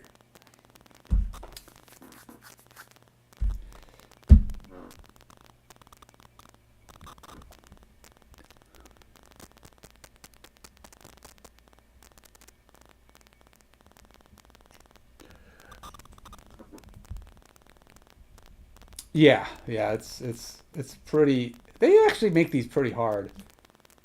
Oh my gosh, look at that. Almost nullified me.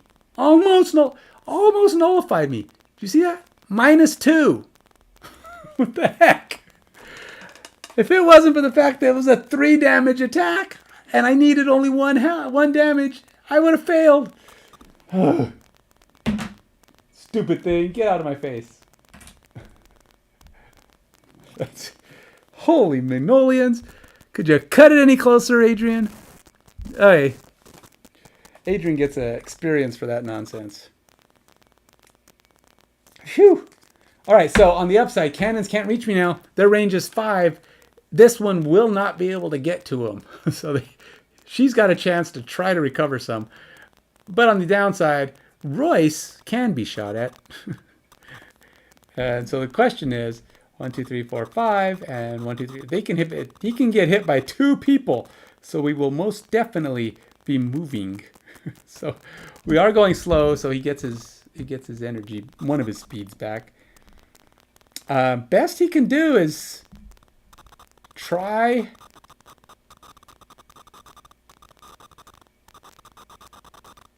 I think he doesn't want to move forward. I'll tell you that.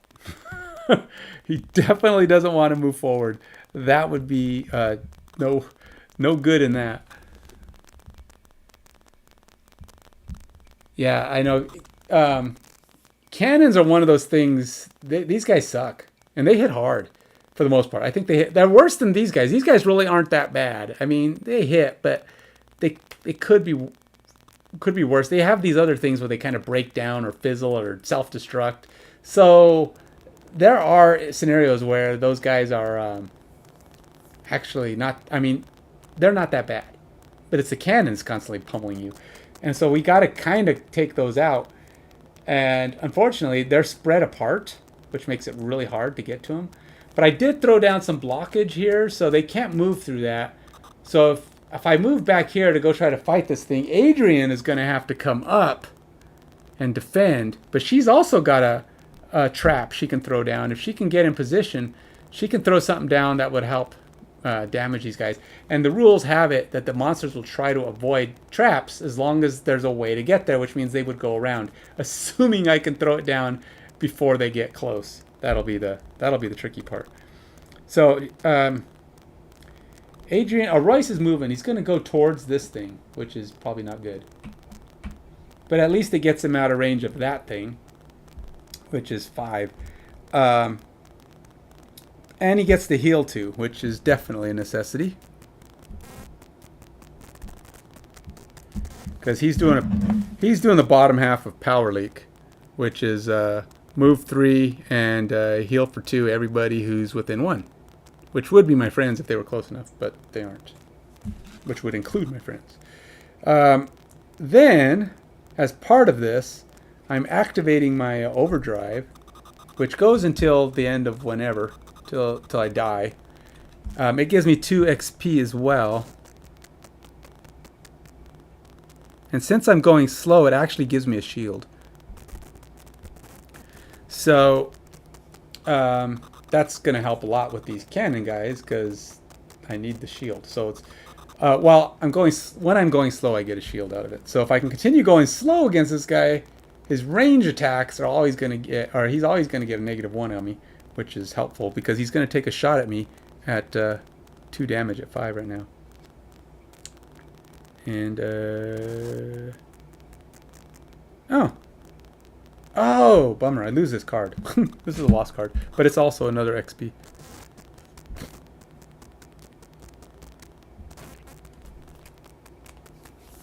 All right. Yeah. Okay, so he's done. Adrian did his part. Royce did his part. They're not as bad a health as they were, but they're in bad health. And now the cannons get to go. All enemies adjacent to the target suffer 2 damage. There's nobody adjacent, so nobody's taking damage. But then at a range of 5, neither one of them can reach me. Well, that guy can't reach me. That guy can't reach me. That guy can. 2 damage. -1 because I have a shield. So 1 damage on Royce. That's not the worst. Could be worse, right? And then he's done. Robots are up. They get a move too. If the attack ability was performed, all adjacent enemies suffer trap damage and the machine dies. I guess that would be good, but this guy moves too.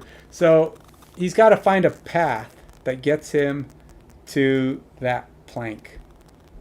Now, of course, they're going to try to do the shortest possible route, which I presume means going this way.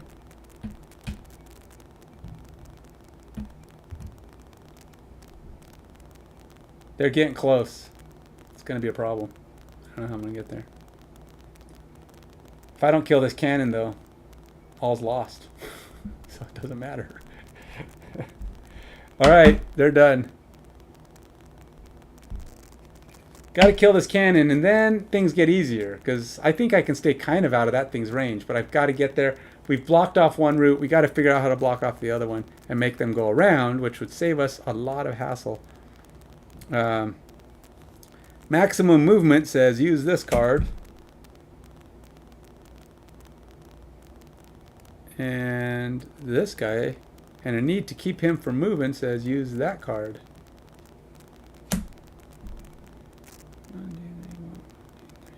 But I don't have the range.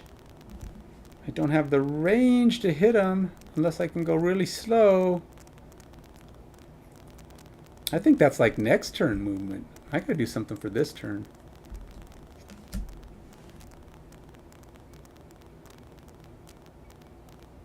Unless I can move really slow. But slow movement right now might not be all that great.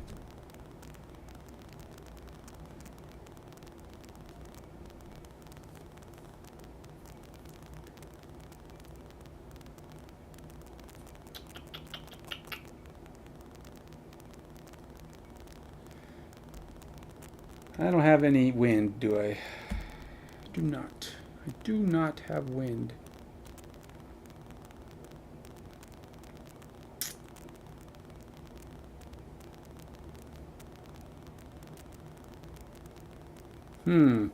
I'm afraid the cannons also have this thing that lets them move 7, or let them shoot at a range of 7. Let's see.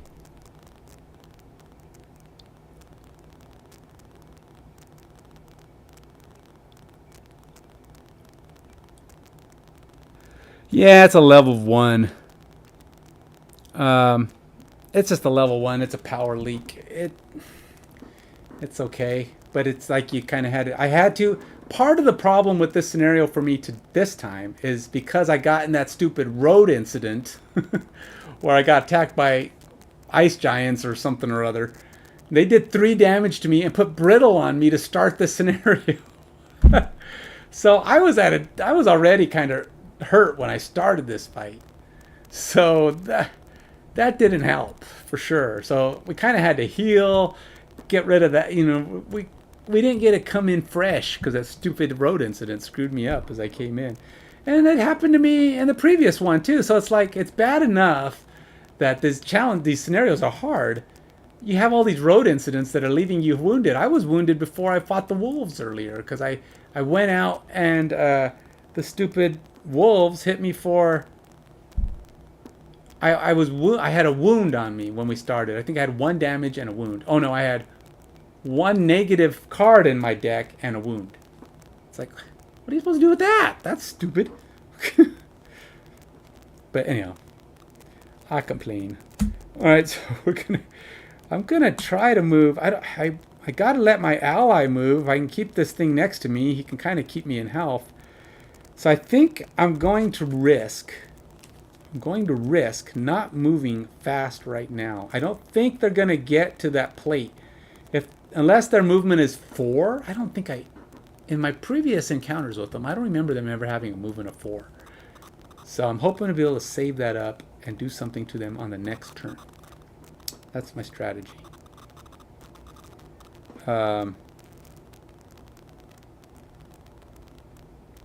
Question is, what do I do in the meantime? I can't really heal myself. I wish I could. I could rest. Resting right now feels really dangerous. It seems like kind of early to be resting.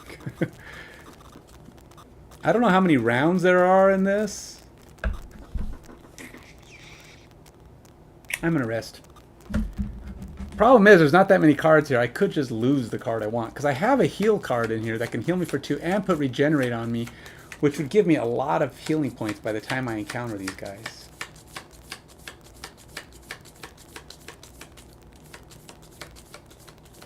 Bam. Alright, so I get these cards back. Just like Poker Man, I don't even know what that card was.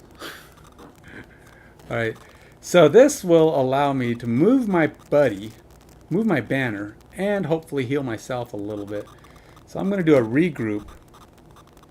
And I'm also going to move... It's not much, but it's better than nothing.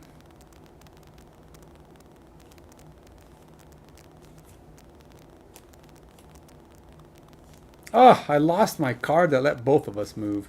That's the one I lost. I was looking for it. Sad. Bummer. Okay. Well, I'll do that one. It'll move the banner. And then on the next turn, hopefully I can do my other stuff. I guess it doesn't matter how fast I go. Really. I mean, it's not like we're going to encounter each other. Go to the next round. We're going to go 25. And then...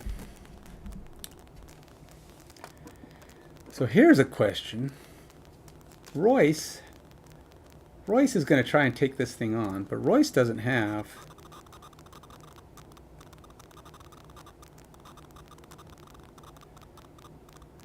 Could do this thing. Do I don't... Should I have Royce go in and sacrifice another card? This is a really good card. I mean, this card can do piles of damage, okay? But it's a lost card.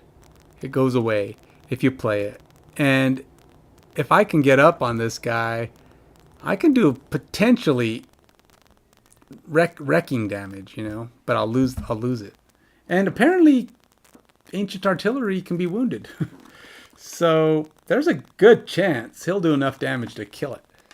So it's not... It's just... It would get it off my back quickly and allow me to turn around and go help. Assuming I succeed. That is the assumption, of course.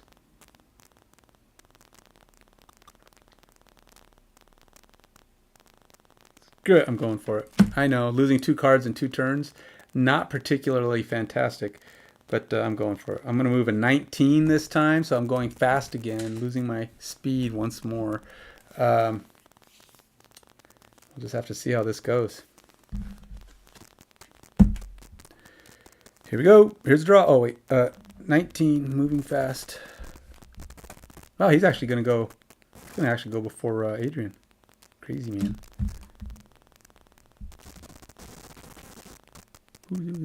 Oh.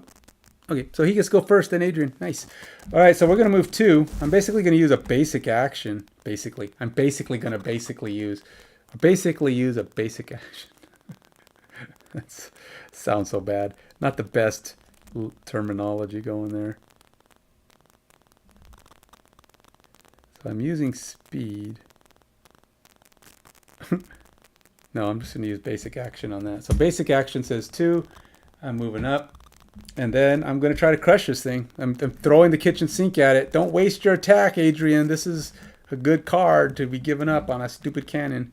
We still have to deal with those other cannons, but I feel like at least they're kind of out of the area. It's not going to be as easy kill on me. So I'm hoping it won't be too bad. So we're going to do 3 damage and wound this thing. So that's number 2, takes 3 damage. 1, 2, 3. Oh yeah, by the way, that one's dead. And I wish I could move through him. This way I can get even further away. 1, 2, 3, 4, 5, 6. So if he does his 7, oh, he's not doing his 7. Oh, okay, they can't get me. All right, so 3 doesn't do anything. Movement won't help me any.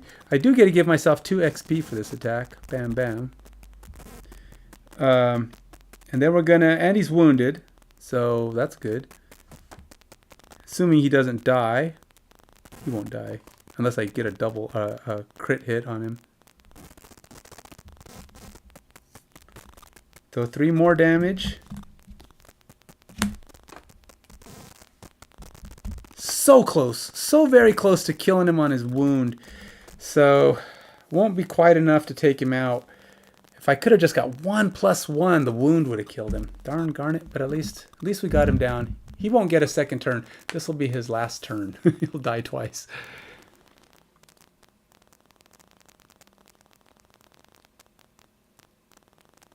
Oh no, I have that one. I have that. I think I did. Pretty sure. Yeah, it's right here.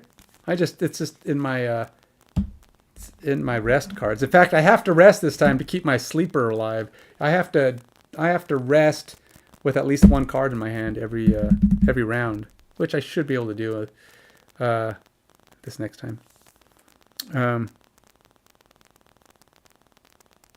Yeah, that's what I got. It's system reboot right there. I'll get it back on the next card. So yeah, that's a good card to get back, and I probably will. I keep looking at my chat like it's the camera. No, I will be trying. I will probably end up getting that one back because it is one of my favorites. It'll be good against these dudes if we can get up on them. All right, so we've done Royce. Royce did his bit, and now it's Adrian's turn.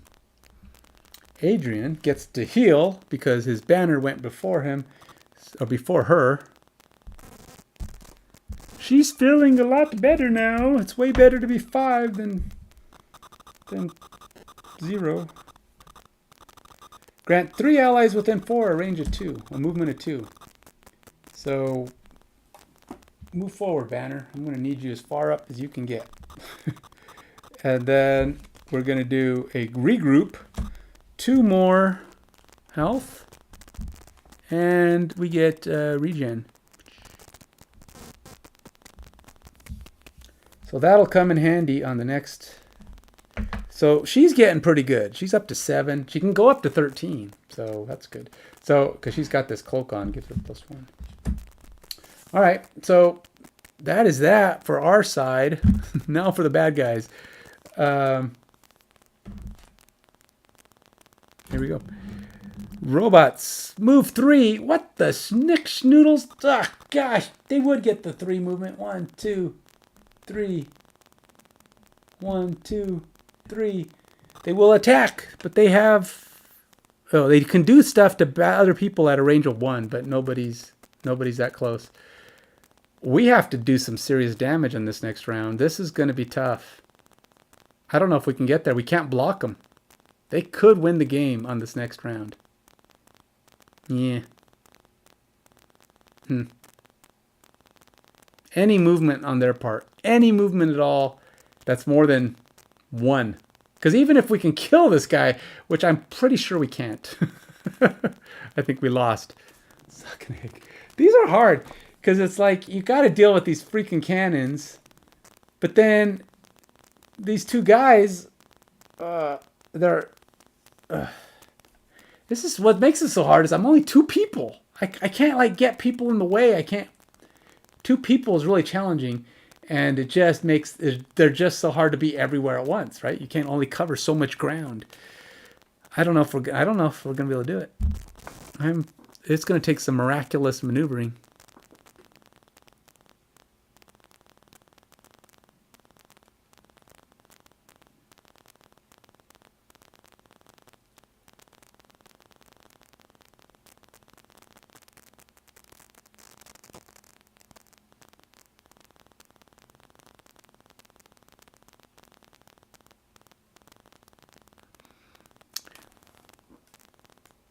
You can't. I know you can choose what you do with the cards you have, but you're not supposed to draw their cards before you draw your cards. You're not allowed to see their actions before you can do yours. You're supposed to put that stuff all in at the same time. That's why you do it in order. It even says in there, I can pick my action based on what they have because I'll be able to see it, but you can't see their cards or their actions before you draw your cards. I already know what they're capable of doing. I knew they had a 3 movement. I was just hoping it wasn't coming up now. I've seen it.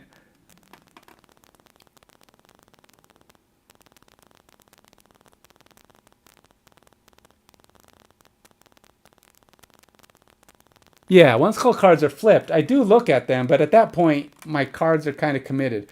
I did not have cards that would have let me counter their movement with the 2 I had.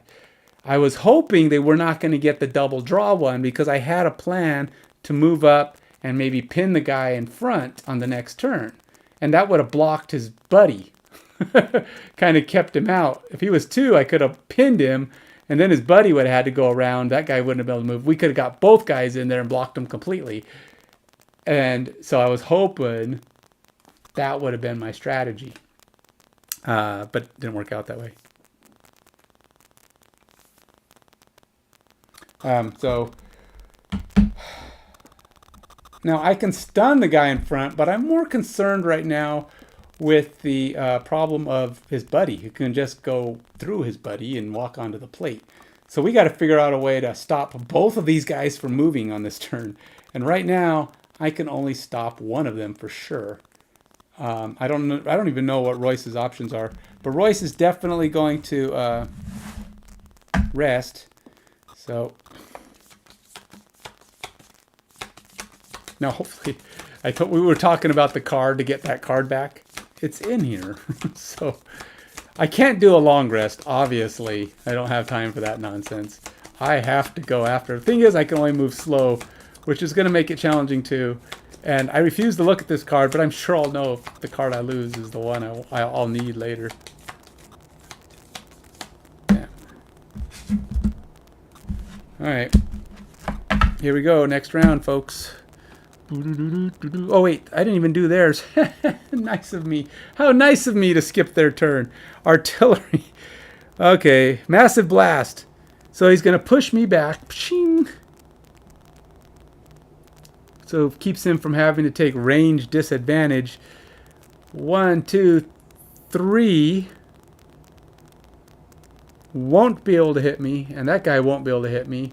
So only he can hit me. He does 1 damage. I am not going to use my armor yet because I don't want to.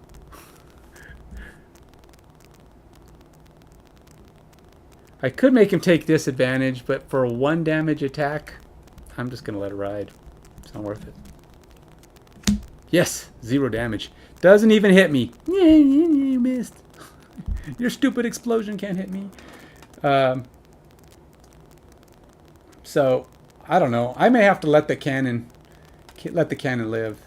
I got it down to 2. Oh, it is wounded, so it's down to 1. Oh, that's true. It's not even that big of a deal. I kind of did kill it. I survived its 1 attack. It's going to die on its next turn. So, barring some miracle that heals it, I should be able to not have to worry about that cannon anymore. We can go focus on those guys. So, thanks for the push, man. You got me a little closer. I'm only 3 away now instead of 4, so yeah, you helped me. Okay, let's go out to the next spot. I need a drink. Do I have any drink left?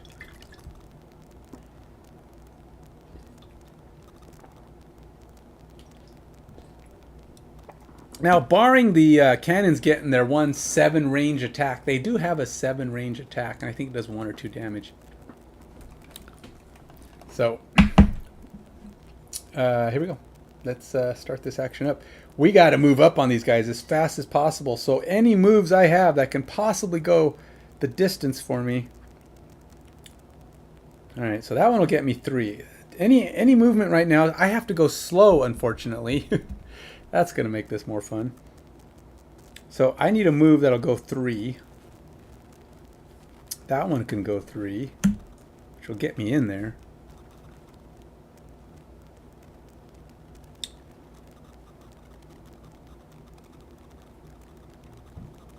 And this one, the system reboot, the one that would give me a card, but its normal action lets me skip ahead to my fast, lets me skip ahead to my better attacks. But do I have any here that can stop these guys from moving? Oh, I have a pin, a hit and run. It does less damage, but that might do the trick.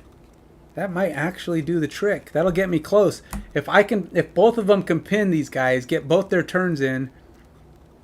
It's gonna be tough though, because he only gets to go slow. That's gonna be the problem. At slow, he can get there, pin one of them. She has a pin, so she can move and pin one of them. Neither one of them be able to move. Oh wait, they can be pinned, right? Okay, they can be pinned. But the problem is they're going to probably go before him.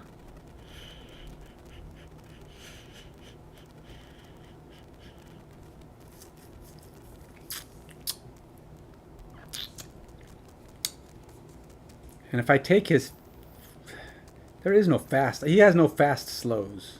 So there really isn't an option that lets him go fast. His fastest slow is 54. I think we have to try though, right? So he's going to move as fast as he can. Royce is going to go for a 66. It's terrible.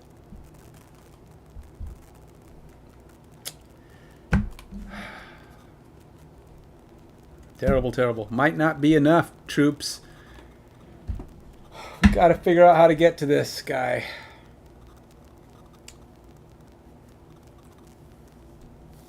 If they can move, if we fail and he can move 2, it's game over. It's nighty night. Nighty night McBride.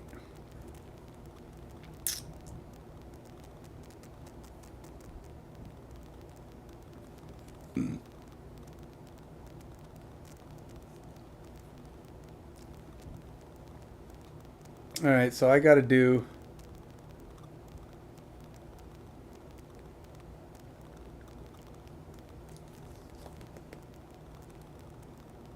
I got to do the pin. Wait, I did have a pin. I could have swore I had a pin. Where the heck is my pin? Stop! I played the pin. Oh wait.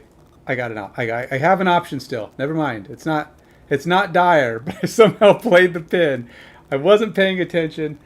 I didn't realize when I wanted my banner to move. It was the only card I had that could move the banner, and oh god. All right, it's not the end of the world. I've got a plan. I have a stun. I can hit him with my hammer and stun him, and I'm pretty sure I can get close enough. I only need to move 3, so I got this guy. And I also have the option to push him, but that won't push him far enough, so that won't matter. Probably not push him far enough anyway. So I gotta do the maximum damage I can while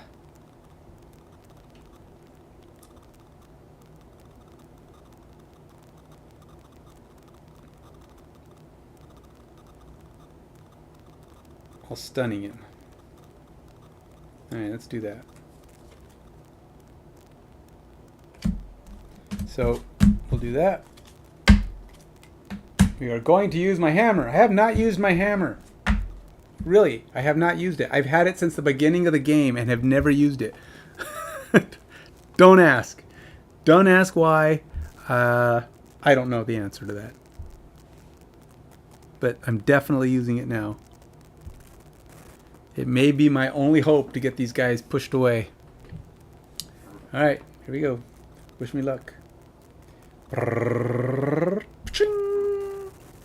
Yes! We're both going first! Oh, goody! Right? Somehow they managed to move slower than me, so there might be hope yet. We'll see how this goes. Actually, what do they do? They do move 2, so that's enough. And if they attack, they're going to kill themselves, which is very bad for me in health. But they're going to be out of the game because they're not going to be able to move, and I can make them attack me. I'll take trap damage, but they'll blow themselves up. So that's kind of good. They're going to kill themselves, but I'm going to take some hurt from it. So we're going to pin them down. They're going to trying to kill me, and then assuming I'm still alive, they're going to die. So, yeah, tell me about it. That is kind of ridiculous, but I'll take it. Now, we'll still have to deal with the cannons, but that'll buy us some time, because we have till round 7 to get ourselves in decent health, because something's going to happen in round 7, and we are... Oh, next round is only 5. So that's not bad. So we got a little time to heal ourselves, get ourselves back together. So at a movement of 6, first my banner gets to heal me. So Adrian's coming back together pretty good. She's gonna move 4. 1, 2, 3, 4. Let's go here. I don't know if it matters for purposes of that cannon, but just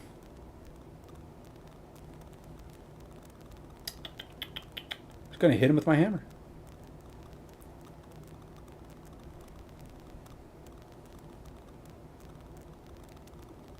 Oh, I can only do 2 damage because I'm using this one, but I forgot I can't even make that attack unless I can get that formation, which I cannot. There's no way, but I still get to use the hammer. So the hammer is what's going to do this thing. It's going to stun him. So it's only 2 basic damage. Unfortunately, I can't even get the XP for doing this, but we'll take it. 2 damage and a stun. It won't... It'll be interesting to see what happens. It says... Problem is, they're going to hit me hard. Royce is going to get the worst of it. It's going to suck.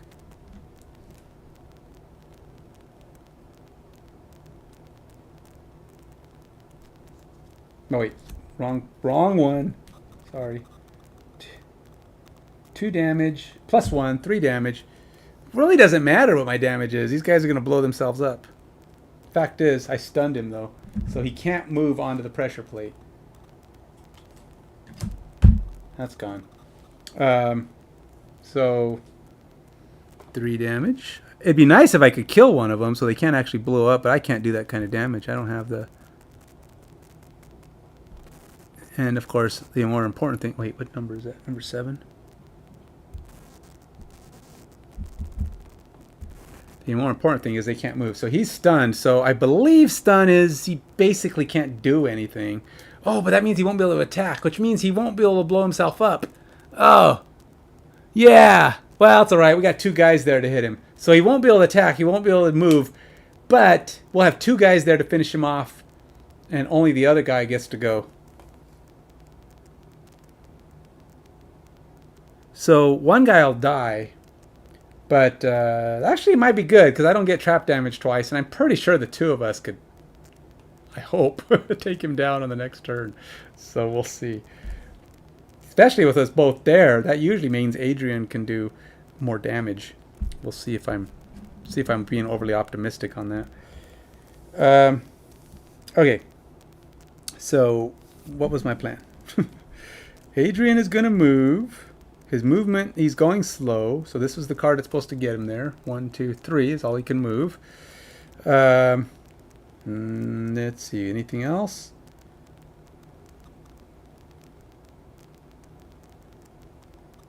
Since he's moving slow, that doesn't affect. I could push them away, but there's no way for them to go, so I'm not going to do that. Here we go. This is actually a hit and run attack. I can hit him, pin him, and run. That's basically what's happening. I'm doing 2 damage. Well, nope, I can't run because I'm not moving fast. Never mind. The run is part of the hit speed. So we're going to do on the back guy so he can't move at all. We're going to do 2 damage, and he's pinned. 2 damage. So back guy takes damage, or takes 2 damage, 4. Yeah, but he's pinned. So you're not going nowhere, my friend. You're stuck. Stuck to the ground. And this guy, you're stunned. You're stunned to the ground. What? Which one is stun again? Stun is the... Which one's stun?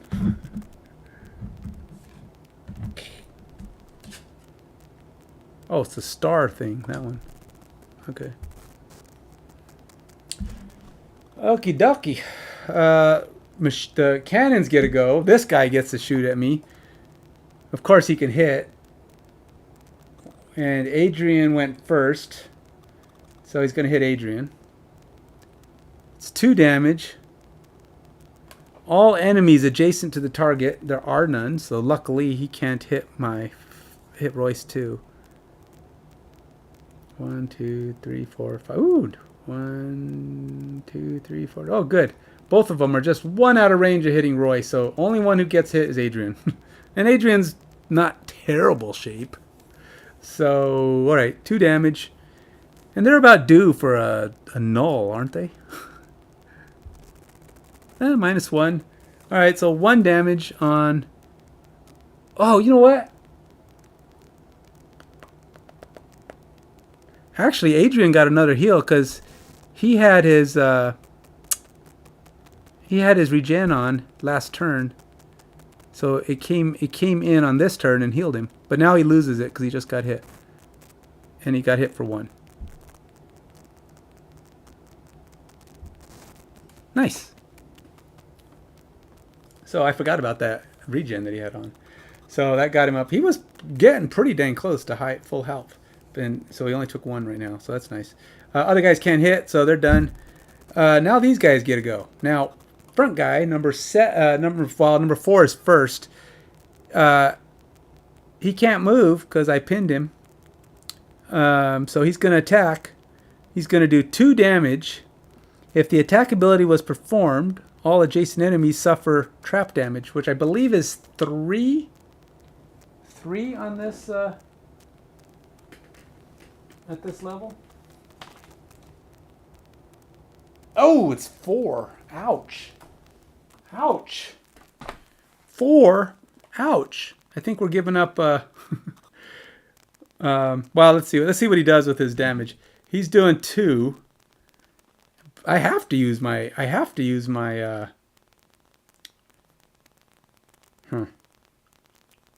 When you are attacked before drawing an attack modifier, I can have him take. I'm going to have him take disadvantage. He's doing 2, and I'm going to use my armor to make him take disadvantage on this attack. So it's. I know he's about due. I'm probably going to get a null here. On the first roll, just because it's like I haven't seen one in a long time. So it's 2 damage, disadvantage, whatever, 0s in both cases, no negatives, nothing, whatever. So all right, I have to discard a card. I have to lose a card because I'm gonna take the 2. Don't really have a choice, but yeah, boy, this sucks. This sucks, the big suck. That's down. I already used that too. Yeah. I got to take 2 damage on Royce, who's getting really low on health, mind you. And that guy blows up, does 4 damage to me, which means I have to get rid of a card.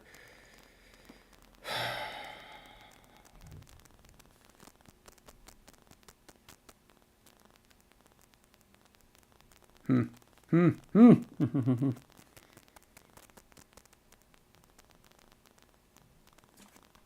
get rid of that one. It's not good, but we have to.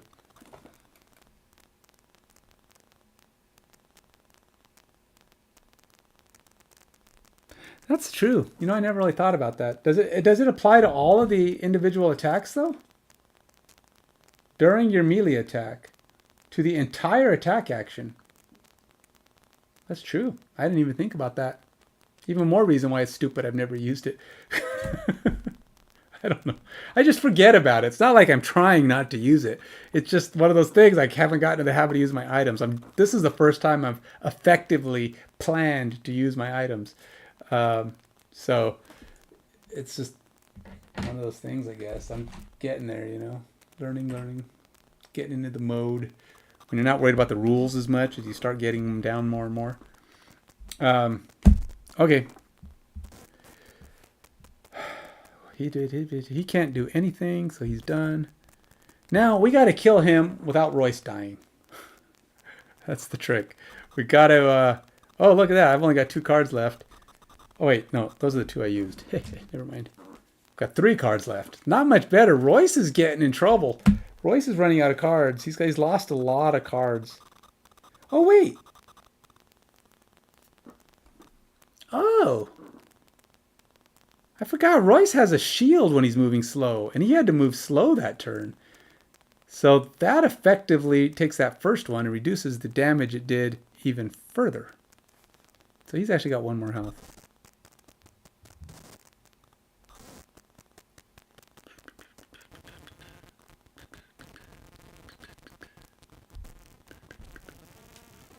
It's not a ton better, but it's better than nothing. I'll take it. Yeah. Now we have to somehow... I think I have a feeling Adrian's... I don't know what's going to happen on turn 7. But I'm telling you right now, it's not looking great. We got to kill all these guys. I still got to kill 4 guys. And whatever comes in on round 7. Because it says something's coming on round 7. And I think it's that guy. 1, 2, or 5 of them. Knowing this game, it's going to be 5. Going to come in, and then I got to fight those guys, and I'm going to be doing it all with just Adrian. Stupid thing's probably going to drop like right here too. You're like, boom! All right, stop me from getting on the plate. It's like, no, that ain't happening. I know. I'm just being very pessimistic. I know. What is the range on that healing banner of mine? 3. Nice. At least Adrian's going to keep getting better. All right, we got 1 turn for Royce here to do his thing. We're on to the next round. Royce, let's twin strike. And heal. Twin strike, heal.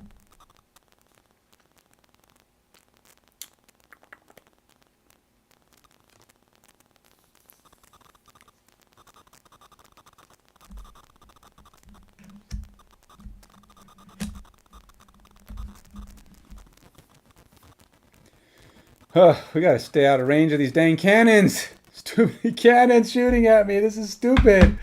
This is stupid. They make it too hard.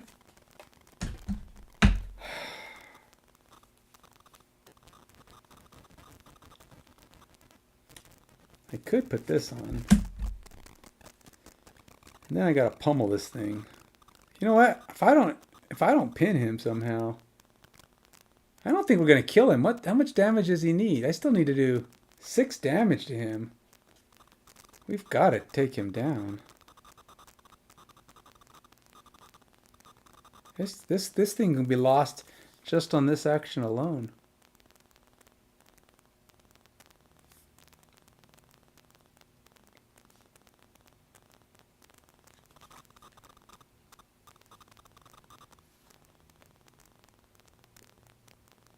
There is no wind available to me. This stuff doesn't even apply anymore. That's way gone. Alright.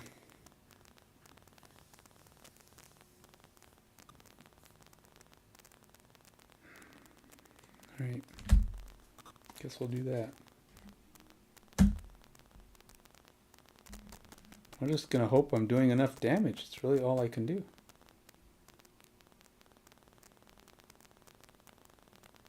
Oh, I do have that.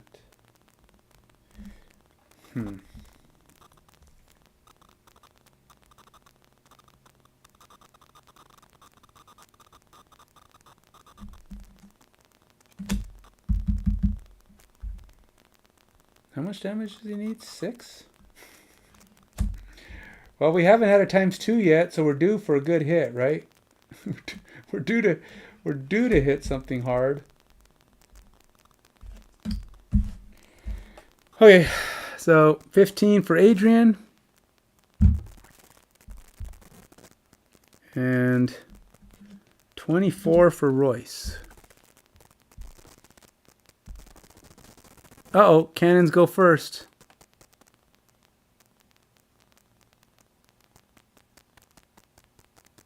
Huh. I don't know what that's going to end up being. Hopefully not too bad. So at a range of 3, Adrian gets another heal from the banner. And then he's going to take a shot at this guy with hopes of doing significant damage. Doing 3 damage and infusing the wind. All right, Adrian, do something good. 3 damage. -1. Adrian. Adrian! No! Oh, what are you doing to us, man? It's not enough. It's not even close to enough. It's not even a little bit close to enough. Dude, what are you doing? If I'd have known you were going to do that, you could have done the 2, got 1 damage, and pushed him back 2. I don't know. I don't know that would have been any better. Pushing him back 2 might not be enough. How far can he move? Oh, he can move 2. He's going to blow himself up. Wait a minute. It says, no. No. It's all on you, Royce. Any chance at victory is all on you, Royce. You gotta kill him. He's got 4 health. You're able to do 5. Just don't screw it up. Double damage on either one of those is death to him. Death. All it is, man. You got this. Brrr. 2 damage. -1.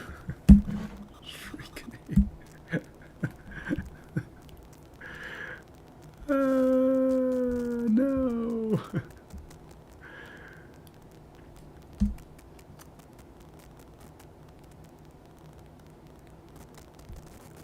So he dances the jig.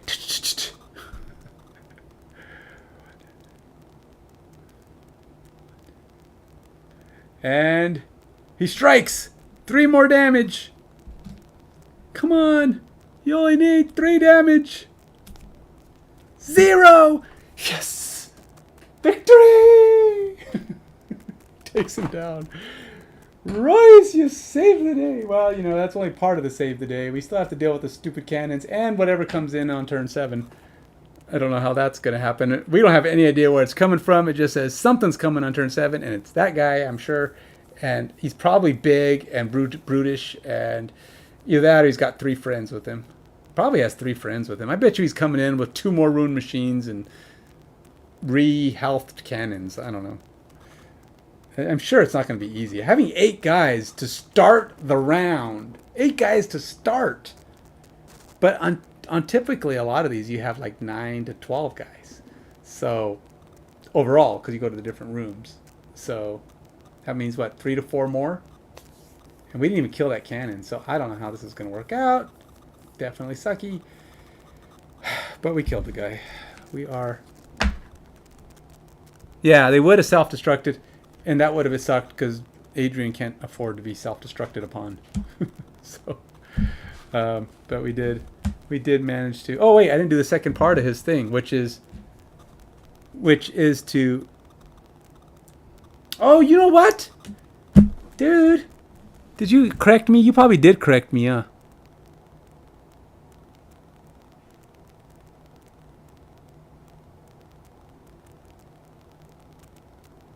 Yes, no, I didn't bring it. It does 2 damage to you, though, so I wouldn't be able to use it right now. I'm too hurt.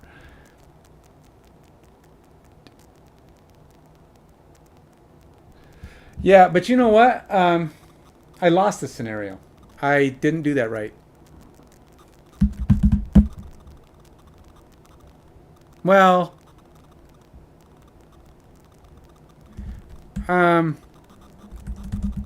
okay, so I did kill him. Wait a minute. Okay, wait a minute. No, I think we're okay. These guys are dead. One guy blew himself up, which was the other guy, right? Number 4 died. He blew himself up. Oops. Wait, where is he? And then we're on number... I killed them both. Okay, so these guys are dead, but here's the problem. I did Adrian. I did the heal. I did Royce before the cannons. So there is a slight chance that things go wrong for me because I forgot to do the cannons and I have to let the cannons have their turn. So in theory, if that guy kills that guy, which would be really hard because he can't times 2 me because he's got 0. He's doing a range of 5, 0 attack, which means he gets to roll the card. The other 2 can't reach. So he probably can't kill me. I don't think there's anything that's going to kill me. But he's going to try.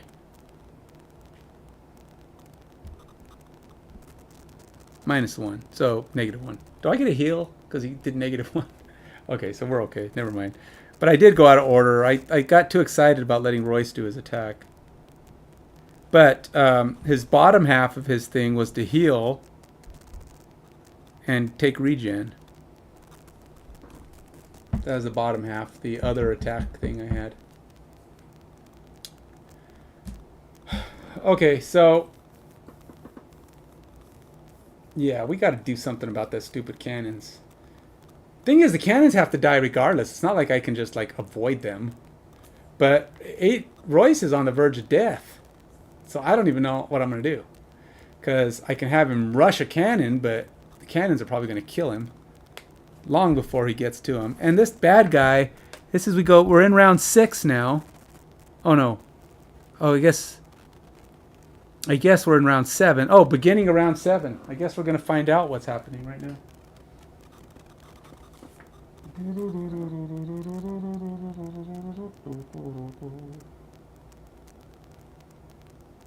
Whoops, wrong book. At the start of the 7th round, read 131.4. 131.4.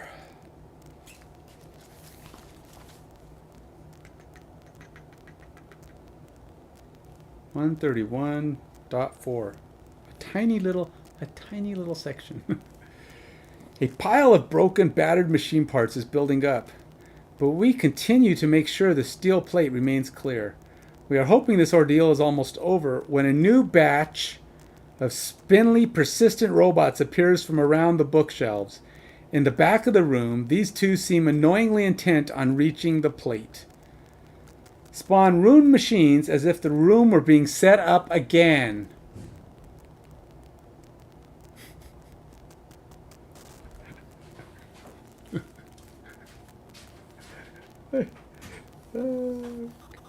Arg, arg, arg. I don't know what that machine is. He's not on here. It just says spawn rune machines as if the room was being set up again. So it's just the same guys, except 2 more elites and 2 more basics. That's all. It's just the same. It's just 2 annoying guys from the back of the room. I don't know. I think these guys start back here. I gotta look. They might actually be right next to the...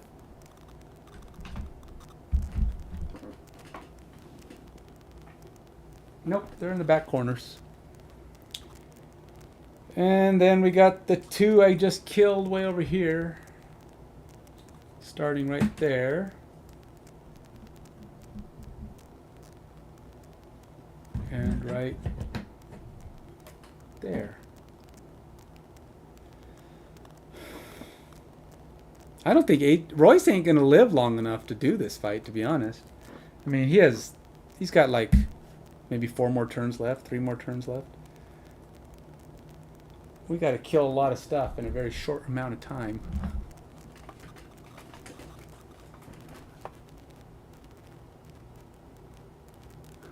Yeah, allies. Wouldn't that be nice? Yeah, that'll be the day. Well, my goal is to be done by 11. I got 15 minutes. I don't think I'm going to make it. And I've already used up a lot of my best attacks. So we're going to see where this is going.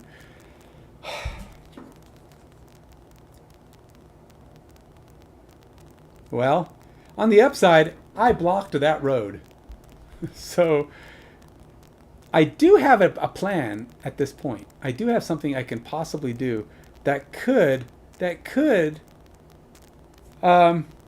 during your turn, it doesn't say it has to be before or after a move.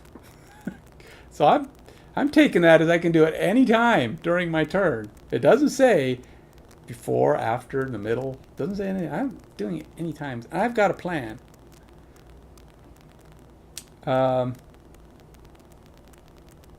So here's the plan. I am going to do this thingy bobber.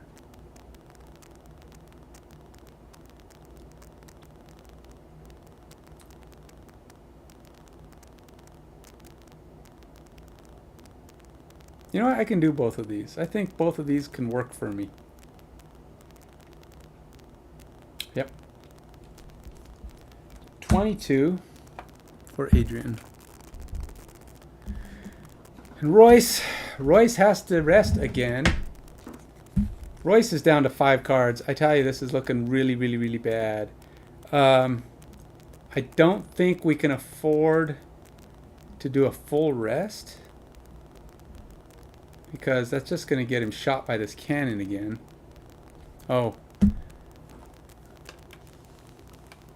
Yeah, we got to give us back the machines. So we got 2 of those guys. Number 3, 2 and 3 are back. And then we got 2 of these guys.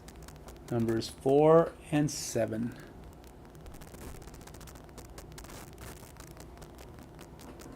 I don't know what the deal is with that other dude. It didn't even have him on any of the pictures, so I don't understand what his purpose was in his. Is it like was that supposed to be a red herring? The game shows you this other guy on the off chance that you might have to fight him. Because it didn't say, even that little thing just says put these back on there. That's all it does. Then there's no continuing.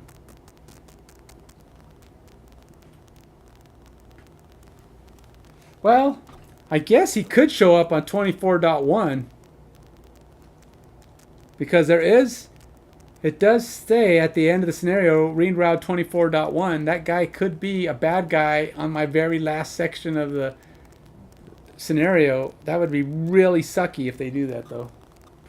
At the end of the scenario, go fight the big bad and die!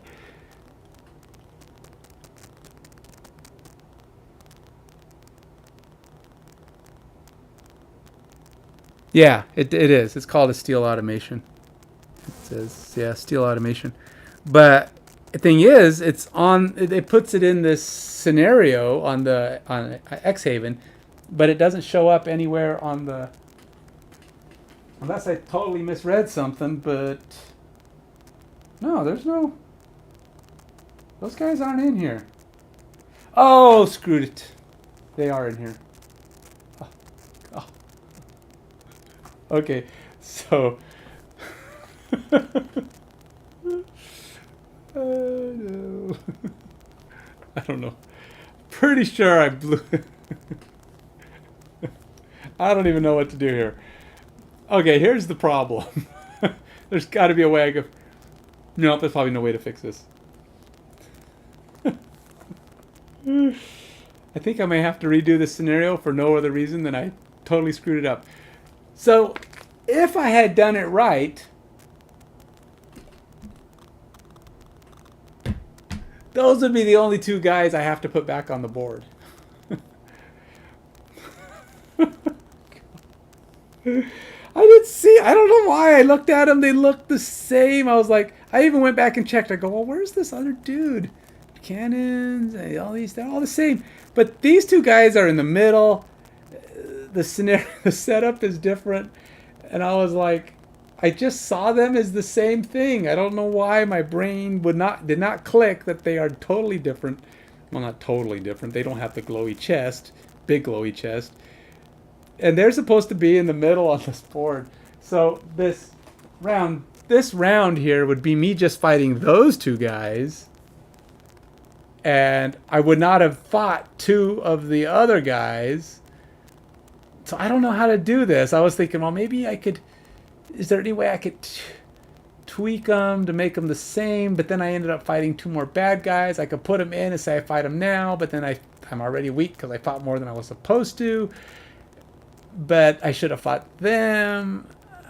I don't know what to do. I don't think there's a scenario that would fix this to make it happy.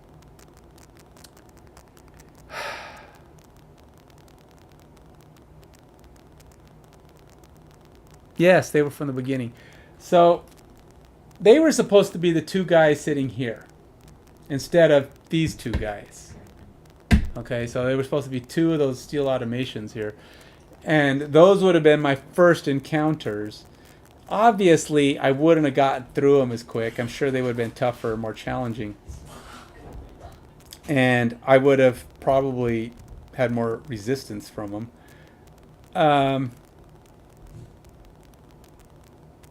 I would have still fought and killed those guys, but I'm not sure I would have got through them as quick, because Royce basically killed both of those automations on his first two turns. So it was pretty impressive. But he wouldn't have killed the steel automations. He killed the two rune machines. But these guys are 12 each. They're twice the size. I'm not sure I would have even... I'm not even sure I could have killed them. What are they? They're immune to... They're immune to being disarmed, which I didn't really have that available. And they're immune to being poisoned. But I knew that the other ones were immune to poison. I don't know what to do. I usually try to do something that would offset the action that the mistake I made. Like make it, put them in now. But the amount of damage I got by... The amount of wasted actions I got by fighting them the first time. Or fighting these guys. What if I put them in at 6 health? Think that would do it? Because these guys are 6 health. Like I killed two guys. The two guys I killed at the very beginning were 6 health. So I take the 6 health off, but then I still have to fight them on this piece. Does that come out pretty close?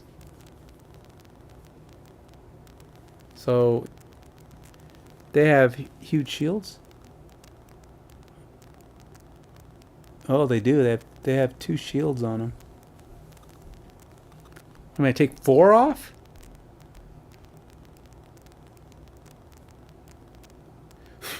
You don't think? You don't think I6 could come over? That's not the way you do it, man. It's house rules. I'm just trying to make it reasonably equal, right? Equally fair. Fact is, I don't know that it matters, because at this point, even if I took 4 off and say, okay, I wouldn't have killed them as quick. These guys are 6, but they're easier to hit. And I did kill these guys outright. I actually did that much damage. But if you figure these guys had shields, the damage I did wouldn't have been enough to kill them. So if I take 4 off of each of them, they would be 8s. I don't know. I couldn't kill them. Why am I even thinking about it? I've got... Royce has 3 turns left. That in itself is enough to know that the guy who hits the hardest on my team isn't going to be around till the end of the battle. Not happening. I think I just say I lost and I have to try again. I think I have to call it. Yeah, I think I'm gonna do that. So this will not be the first scenario that I win on the first try. It was pretty bleak to begin with. It's not so bad. These two guys being the only ones left at this point, sitting back there. If I could have gotten past them on the first trip, I don't know. It's like they're set up pretty close, right? That's really close. That's 2 moves away. And I'm sure if the ruined machines can get there in 2 turns, a 2 and a 3 and they're there. Game over. if I would imagine the steel automations are probably bigger and stronger and faster. I'm guessing they can get there in 2 turns easily. So basically the game is saying you cannot defend yourself against these cannons. You have to run straight up to these big machines, block them both, kill them both, while these cannons are shooting at you. You can't get rid of any of them. The cannons will get to shoot at you because by the time you kill these 2 guys with 12 defense and 2 shields, you've probably got a bunch of holes in your back. and these guys are coming up on you, so you got to kill those guys. This is another one of those where I'm like, how do you win this? I don't know how you're supposed to win this. But I said that about the elevators, and I thought the derelict elevator was going to be impossible, and I actually ended up getting through it. I don't know if I can do it with these cannons blasting away at me, though. Because I'll have to be sitting here in front of 2 big machines being shot at for at least 3 turns. I mean, it's going to take me 3 turns at least for both my guys to kill 2 massive machines that can move 2 to 3 spaces at a shot. And I bet you they can. And they probably do boatloads of damage compared to the ruined machines. Let's see. Yeah, look at that. They do 3 damage just as a base. They have the same kind of movement capability, twice as much defense and shields. And I'm supposed to keep them off of this plate? I don't think I'm going to be able to stop the first 2 guys. But hey, that's the pessimism in me. I said that last time with the derelict elevators. No way, man. They gave me thousands of guys. The thing is, on that one, I made a mistake and made it too strong. I gave too many guys on this 3rd round because I misread it. This time, I misread it or missaw it, and it was easier. And look how difficult it was. I took it. I used these guys instead of the 2 big, massive guys, and I barely got through the first phase. I'm gonna die. I don't know, man. Every one of these scenarios gets harder and harder and harder. Now, the game does allow for you to lose, go back and do another outpost phase. I don't like to do that because I think it's cheesy. Because it seems kind of silly, right? I mean, again, I kind of like to immerse myself into these games. And it's like, if you die, how did I get back to the outpost? Did the robots go, well, they're still breathing. Let's take them back to Frosthaven and give them a second chance. It's like, meanwhile, we'll go rebuild the rest of the machines and wait for them. It's like, that doesn't work for me. So for me, it's like I hit the save. I said, okay, we're going into this battle. I hit the save right here. So here we are. We're going to be waiting at the door right here, ready to fight, just like we did last time. I didn't even collect any loot. I focused 100% on the bad guys, trying to make it so I can get through this thing. And I got nothing out of it. Got nearly killed. And here's part of the problem. I'm damaged when I get here. The road event left me with 3 damage and brittle. So I have to try to heal in some way early. Because the cannons are just going to kill me right off the gate. So, yeah. Don't know, man. Does not look favorable. But I will try.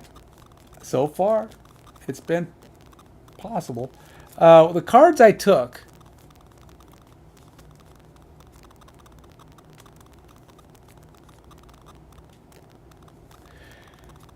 You know, I don't know what my game plan will be against bigger, badder, stronger guys, to be honest. You can't poison them. I do have a poison dagger, but it's worthless against these guys, against the robots. The problem isn't really... The problem is that the amount of damage 2 guys has to do against 2 really big guys that are... Basically, I have to run up, block the way, and make them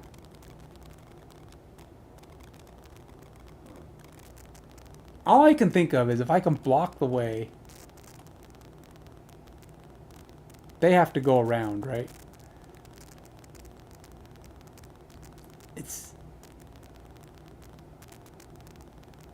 It's kind of interesting to me though.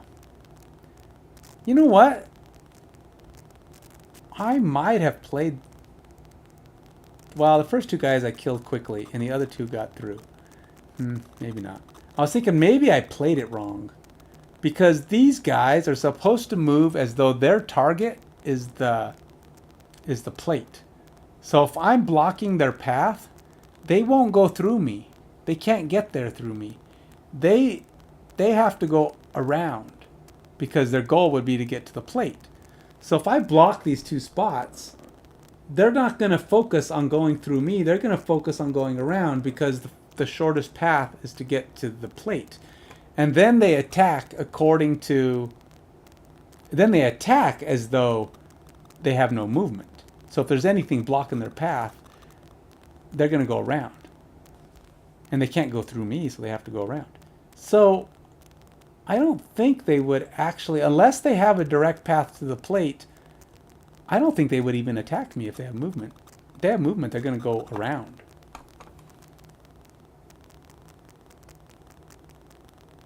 Yeah, exactly. They're only going to attack me after they move. So if I can block the hole, they won't be focused on hitting me. They'll be trying to go around, and then they'll hit me if I'm there. But that means they might not attack as often. So the important thing is for me to come up with a way to block them.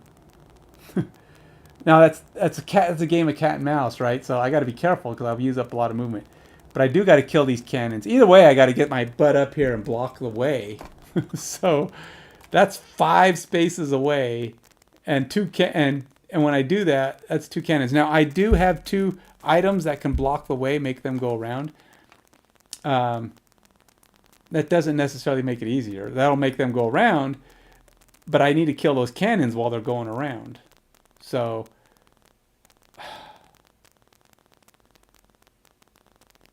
I'm not sure. The strategy here is definitely tricky.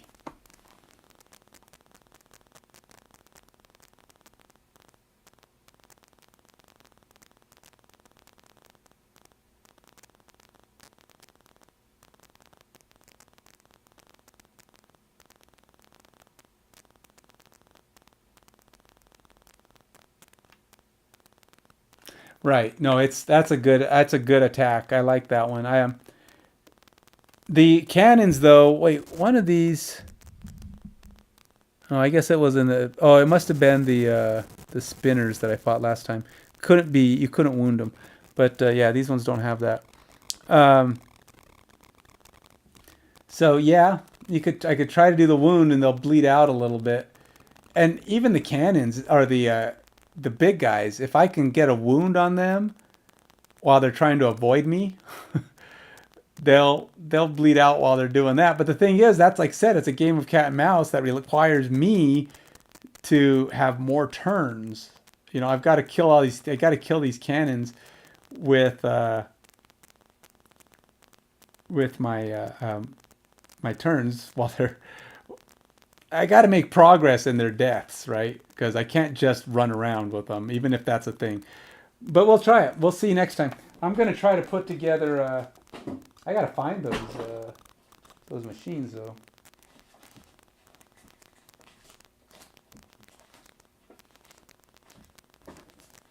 They are not down here. Steel machine.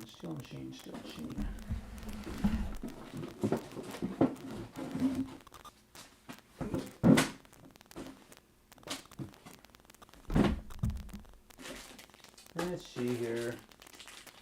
Steel machine. I'm going to try and do something with these. I got to make it more organized than just being a bunch of baggies. I mean, the baggies are nice, but they're not... they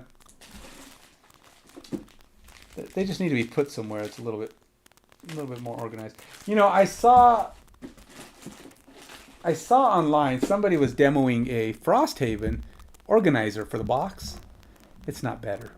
I looked at it. It looks nice. It has a nice appearance to it, but it's more random. I thought you got all these little boxes and containers that work, sort of, but it's like these things work great. These plastic ones are done really nice.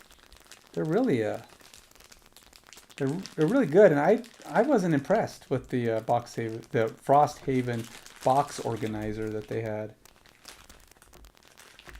But anyway, that's me. Somebody else might be impressed.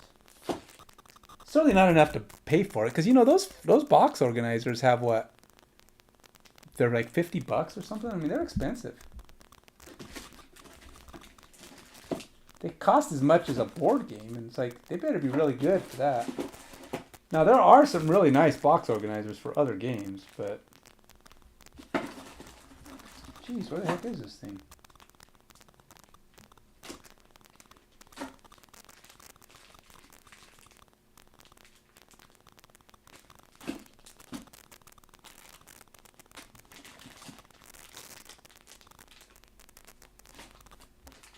Ah, geez, whatever. I went through every single monster before I found it. These guys are big. These are brutes, man. On the upside, they are just average, ordinary brutes. I don't know. Look how big these guys are.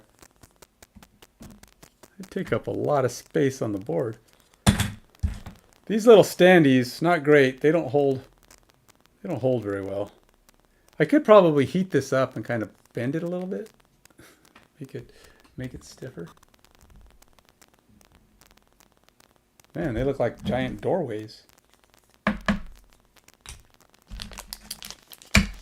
All right, well, Peter, I appreciate your stopping by and saying hi, giving me some company, correcting my mistakes.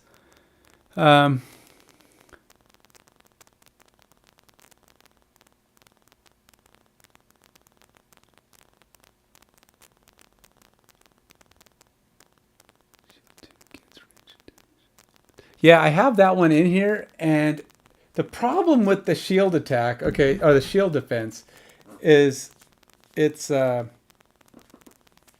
comes with my deflecting maneuver, which is a really nice attack. So it's like coming up with the time to use it. Okay, so it's like it comes with the 3 damage attack with advantage, and your enemies have disadvantage. So it's like knowing when to use that over the shields, and it's it's a one-time thing, right? So it's not one. It's one. You can only use the shields, and then you have to put them back up. So it's kind of like if you're at a ranged position, like you're not going to move. That's a good thing to play because you can't move. So you have to have another good shot on. But yeah, I definitely like that. I like both halves of that. And against the cannons, that comes in handy, but I only get to do it once. I have to wait to reshuffle my cards before I get to do it again. That is the disadvantage to that ranged shield. There is a perma shield, but it takes away from my range, and my range is what helped me kill these dang cannons, because you get close to them, they keep pushing you away and stuff, which it's not great. But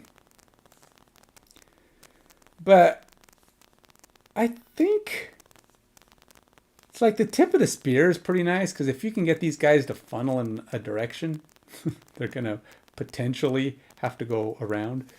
But look at it. To start the game, these dudes are exactly 4 away.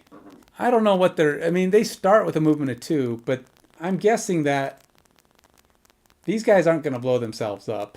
They probably have at least a 2 or 3, and I doubt they're going to even fritz out. These other guys, they have a fritz out thing where they don't do much. They'll they do 1 damage or something. It's like they're not great. They're potentially self-destructible. Obviously we know they self-destruct, but they have an ability that doesn't do anything. It didn't come up in this battle, but when we were on the escalator or the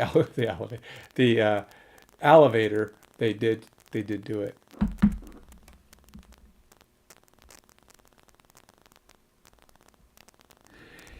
Yeah, well, problem with my blink blade is you can't stay next to a guy. and you have to keep moving towards him, which is fine. But here's the problem. Remember, I just ran out of a lot of cards with him. That's why I say it's like a big puzzle. Like you said, it's a thinky game in that you're trying to come up with the right approach. But he's got what the heck? Did I flip all these cards around? So I like a lot of his cards. The Blink Blade is by far the best. Yes, he's cool.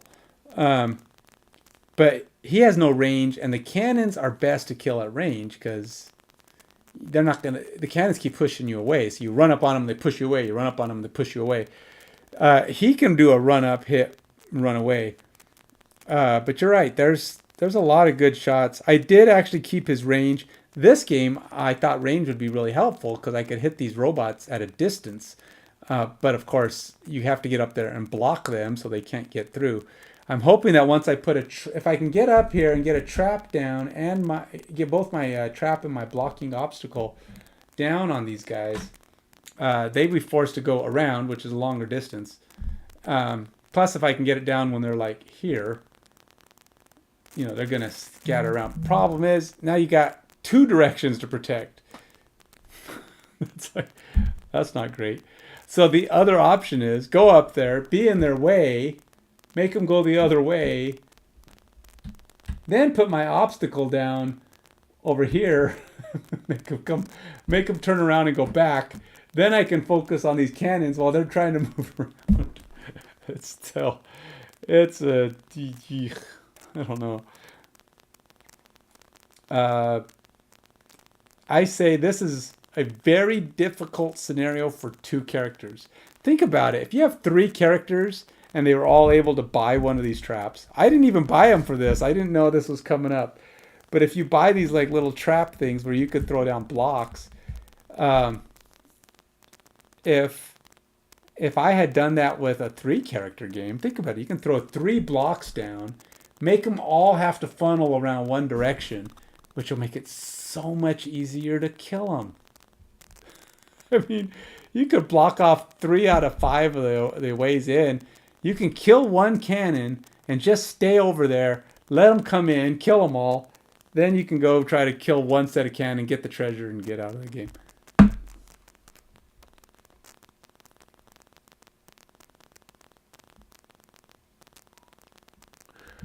Well, to some extent, a lot of them are.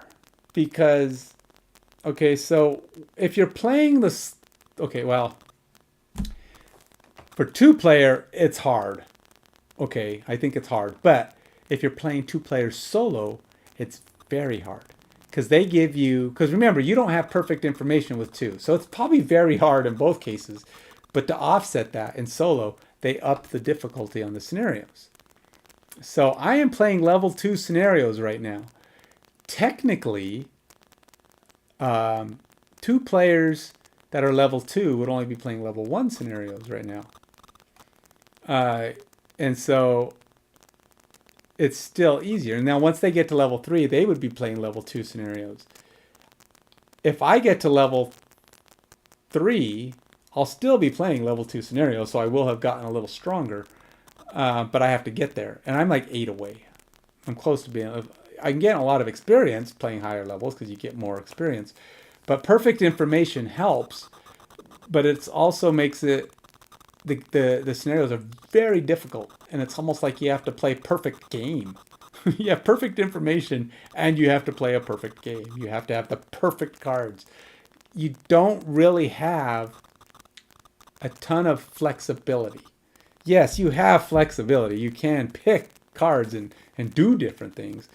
But it takes a very specific set and very specific actions and not very bad and no bad luck, like crit hits and crap like that. I did buy these helmets, though. I will say, get yourself some crude helmets. They eliminate the crit hits, the ×2s. So it makes them very nice. So if they do get a ×2 on you, it becomes a +1, which is bad. I mean, not nearly as bad as a ×2. So that said, they make very good pieces of armor. The cloak here, it's okay. It gives me a little extra health. And since she's supposed to be a healer and doing stuff for other people, maybe that comes in handy. I don't know how well it's played out. Much like her hammer, which we will definitely have to make sure I use next time. But it is a one-time use. I don't have a way to get that back. We got to figure out a way to hit more creatures. This is not an area of effect scenario, which is bad because that's what Adrian is. She's an area of effect. We rarely get to hit 2 creatures at once in this battle.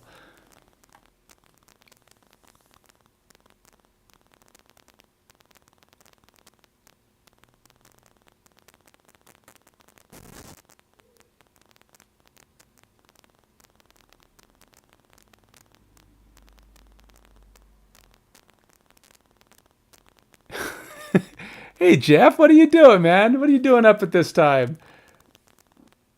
It's 11:15. Isn't it past your bedtime? I never see you. I never see you at this late an hour.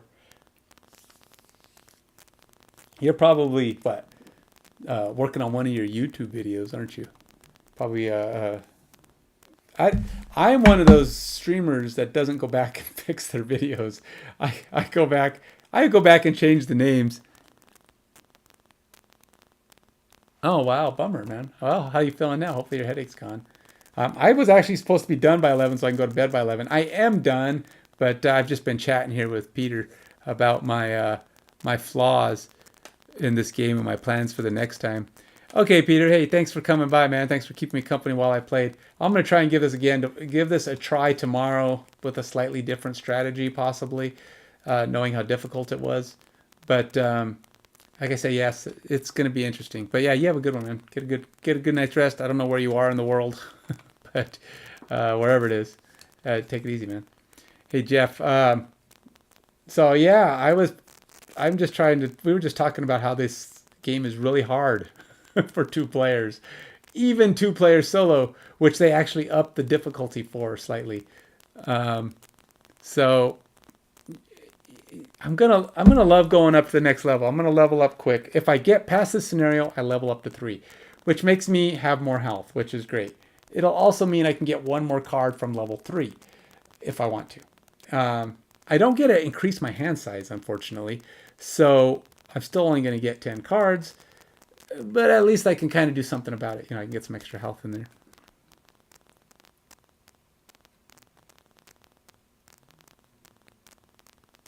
Ooh, nice. 4K Ultra HD for $350.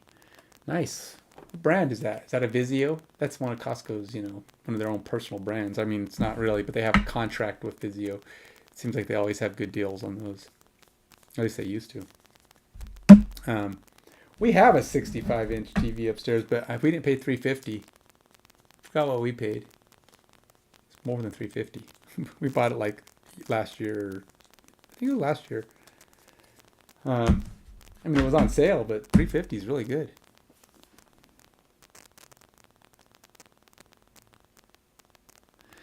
That's true. For $350, it might be worth the risk. Maybe that's a thing. You know, they try to do this. You know, they're trying to get people to try them out. So they're like, "Hey, we'll sell them at Costco.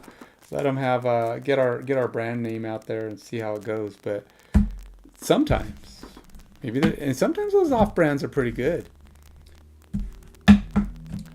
So when I play this next time, this is the setup.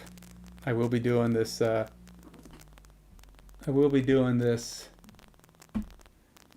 Same thing again. I will be trying my second try. I'm hoping tomorrow. We'll see. I don't know if I will or not. But I have to hit the hay myself. I haven't slept since this morning. I didn't get up at noon or 4 o'clock, and I have to get up and work out in the morning. And then I have my son's birthday celebration tomorrow. Justin, we're going to be celebrating his birthday, and then I don't know what we'll be doing in the evening. I do like it. I do like the game. It's really hard. And like I was saying when you first got here, you have to play very specifically, at least with 2 players. I don't think you have the flexibility to try things differently. You have every scenario you come into. So far, they're pretty good variety, very good, fairly good. Hopefully your guys have a good synergy. because there's so much variety in here, you don't know what you're going into. You kind of plot and plan and try to decide what's going to happen. But it's really hard. I have not won a scenario on my first try yet. I think the worst I've done is 3 tries. I think. Did I do a 4-try one? No, I think I did 3 tries. I've done 2 tries a couple of times. The only scenario I won on the first try was the Session 0, which is just this little, had a couple of wolves. They were easy to kill and got my hopes up. That was it. But otherwise, you have to come in. You have like, when you start, you have like 13 cards. You could pick 10. And you try to come up with your best strategy. And so they make it a little harder for solo play because they up it just a little bit.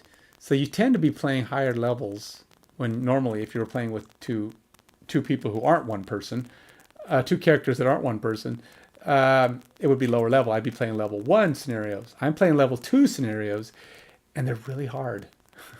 The big difference between a level 1 and a level 2 is the guys are bigger, which kind of makes it a lot harder to get through. You just have to hit them more. But when you're only 2 guys, you don't have the what do you call it? Economy of scale, the action economy, as they call it. The more attacks, the better chance you have of winning. You have 3 guys gang up on something. He's almost always going to be dead on the first turn. So you get him out of there. He's not firing at you. This scenario has these 4 freaking cannons. All of them have the capability to shoot, cover at least half the board. And they're pummeling you while you're trying to stop these guys from stepping on this plate. And they're only 3 spaces away, or 4 spaces away.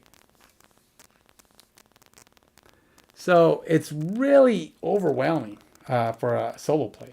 And the thing is, yes, I could play more characters, which would probably make it easier, I think. I mean, ultimately, it would make it easier in the fact that I'd have more actions and more things I could do.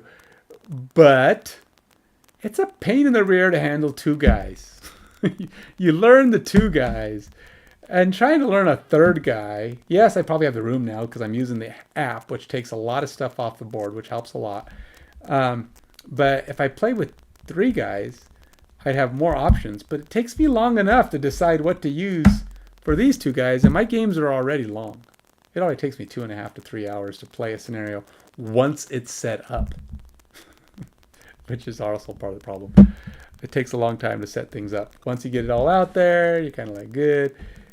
So maybe I'll have to go, to the tavern at Frosthaven and go, hey, anybody want to help, man? We're really struggling out there. We could sure use the help of some adventurer, and perhaps this chick will want to join us. This is the first unlocked character you get. Well, maybe. It could be this character, but it wasn't. You're fighting. These are Algox. One of them's I forgot what they got. One's a ice dancer, and the other one's a snow speaker or ice speaker or something. When you're in a battle, you have to choose which one you're going to help, and the one you help ends up becoming your next unlocked race option. So she's my unlocked race option. Now, ultimately, the other one will probably become unlocked at some point too, but.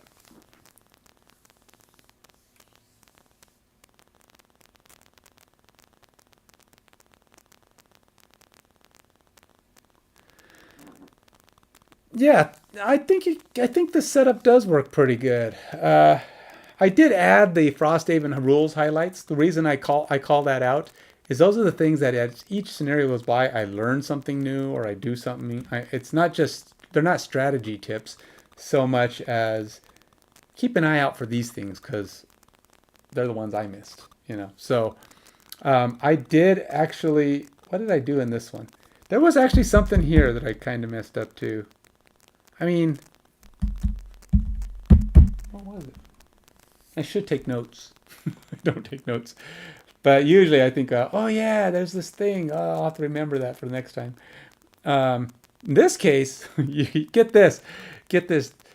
I played this scenario wrong. I lost, but mostly I had to quit because I screwed it up. All right, so I got through the first half of the scenario, and it says put back for the next phase, put back the ruined machines, just as though you had just started. I said, oh, great. So I went to go put them all back. And I'm like, but where is this guy? The Xhaven app, as you can see at the bottom here, says Steel Automation at the bottom. And I'm like, well, where's the Steel Automation? He wasn't even in this thing. Because all I had were these two and two basic ones. Turns out, they weren't basic ones. They were these guys. And these guys are bigger and stronger and probably going to be a lot harder to kill. They have 2 shields, twice as much health, and they're only 3 away from the stupid plate. And so when it says bring them back, so you fight those two. By the time you're done killing those, these guys are probably right behind them. And so you're fighting those guys. You kill them. Meanwhile, these cannons are pummeling you. And then at the end of all that, these guys come in again. Another round of them come in at round 7. So if you haven't killed these other dudes by then, you're going to be fighting a lot more. And the game says you don't finish the scenario until all the enemies are dead. I'm presuming that means the cannons as well. So I don't know how. The cannons are so hard. They're the worst. The machines are bad, but they're the worst. But since I played it wrong, I had no way to go back. I was trying to think, what would be a good substitute for the second round? Maybe I put them back and put them at half health. But I was like, no, it just doesn't work. And I was wounded. Royce was almost on the verge of death. If you never play Gloomhaven, you're basically losing cards the whole time you play. Every time you rest, you lose one of the cards that you're done with randomly, unless you take a full rest, which means you skip your turn. Then you get them all back. Well, no, you get to pick which card you lose. Every rest loses a card. But if you do a full rest, you can pick which card you lose. There are cards that can mitigate that a little bit, but it's still losing cards. And if you have, and a bunch of these cards also are one-time use. So if you use their ability that loses it, you can lose multiple cards. And you have to always play with at least 2 cards. So you can't take a turn without 2 cards in your hand. And so if you're losing cards the whole time you're playing, you're running out of cards to play. And you can discard cards to mitigate damage. Like if somebody hits you for a bunch of damage, you don't want to take it. You can discard a card, and you can discard a card, and it will get rid of that damage. So if you take 5, 6, 7, 8 damage, whatever, you can just say, nope, I'm getting rid of that card. But that's another way you lose cards. So the more you get hit, the more you're hurt. And then I came into the scenario with 3 damage and stupid brittle, which is double damage the first time you're hit. That's because of a stupid road event, which happens between scenarios, a whole nother thing. So I'm teaching you the whole game right here as we're talking. You probably don't want to know that right now. Yeah, I got a lot of cameras on here. What do I got? 3 cameras. So yeah, I've had up to 4 cameras going at once. I've had these 2, and I had my my Nikon going, and then this camera. So none of these are great cameras, though. I would really like to get a good DSLR. I was using my Nikon, but it's an old DSLR, and it doesn't do the video part very well. It's not designed for it. It doesn't have good quality, and it stutters. It's just a little too old. Just before they made them good. I've missed one version off of them actually making the web streaming good on the Nikons. 1 year too early. Shame on me. Oh well. I think that's it for me, man. Jeff, thanks for stopping by and saying hi, man. I know you have a late night ahead of you. You've been up for 8 more hours. It's already going on at 12. What time is it? 11:30. So I'm gonna go get my rest, get up, work out, get ready for my sons to come over, spend time celebrating at least one of their birthdays. Maybe I'm gonna stream again tomorrow. I'm gonna try to finish this. I gotta get started early. So it depends on what time they leave, because obviously I'm not going to rush them out the door. So I might do it Monday. But by getting it down to one little tiny table like this makes it a lot easier for me to play again. So anyway, you have a good one. Take it easy.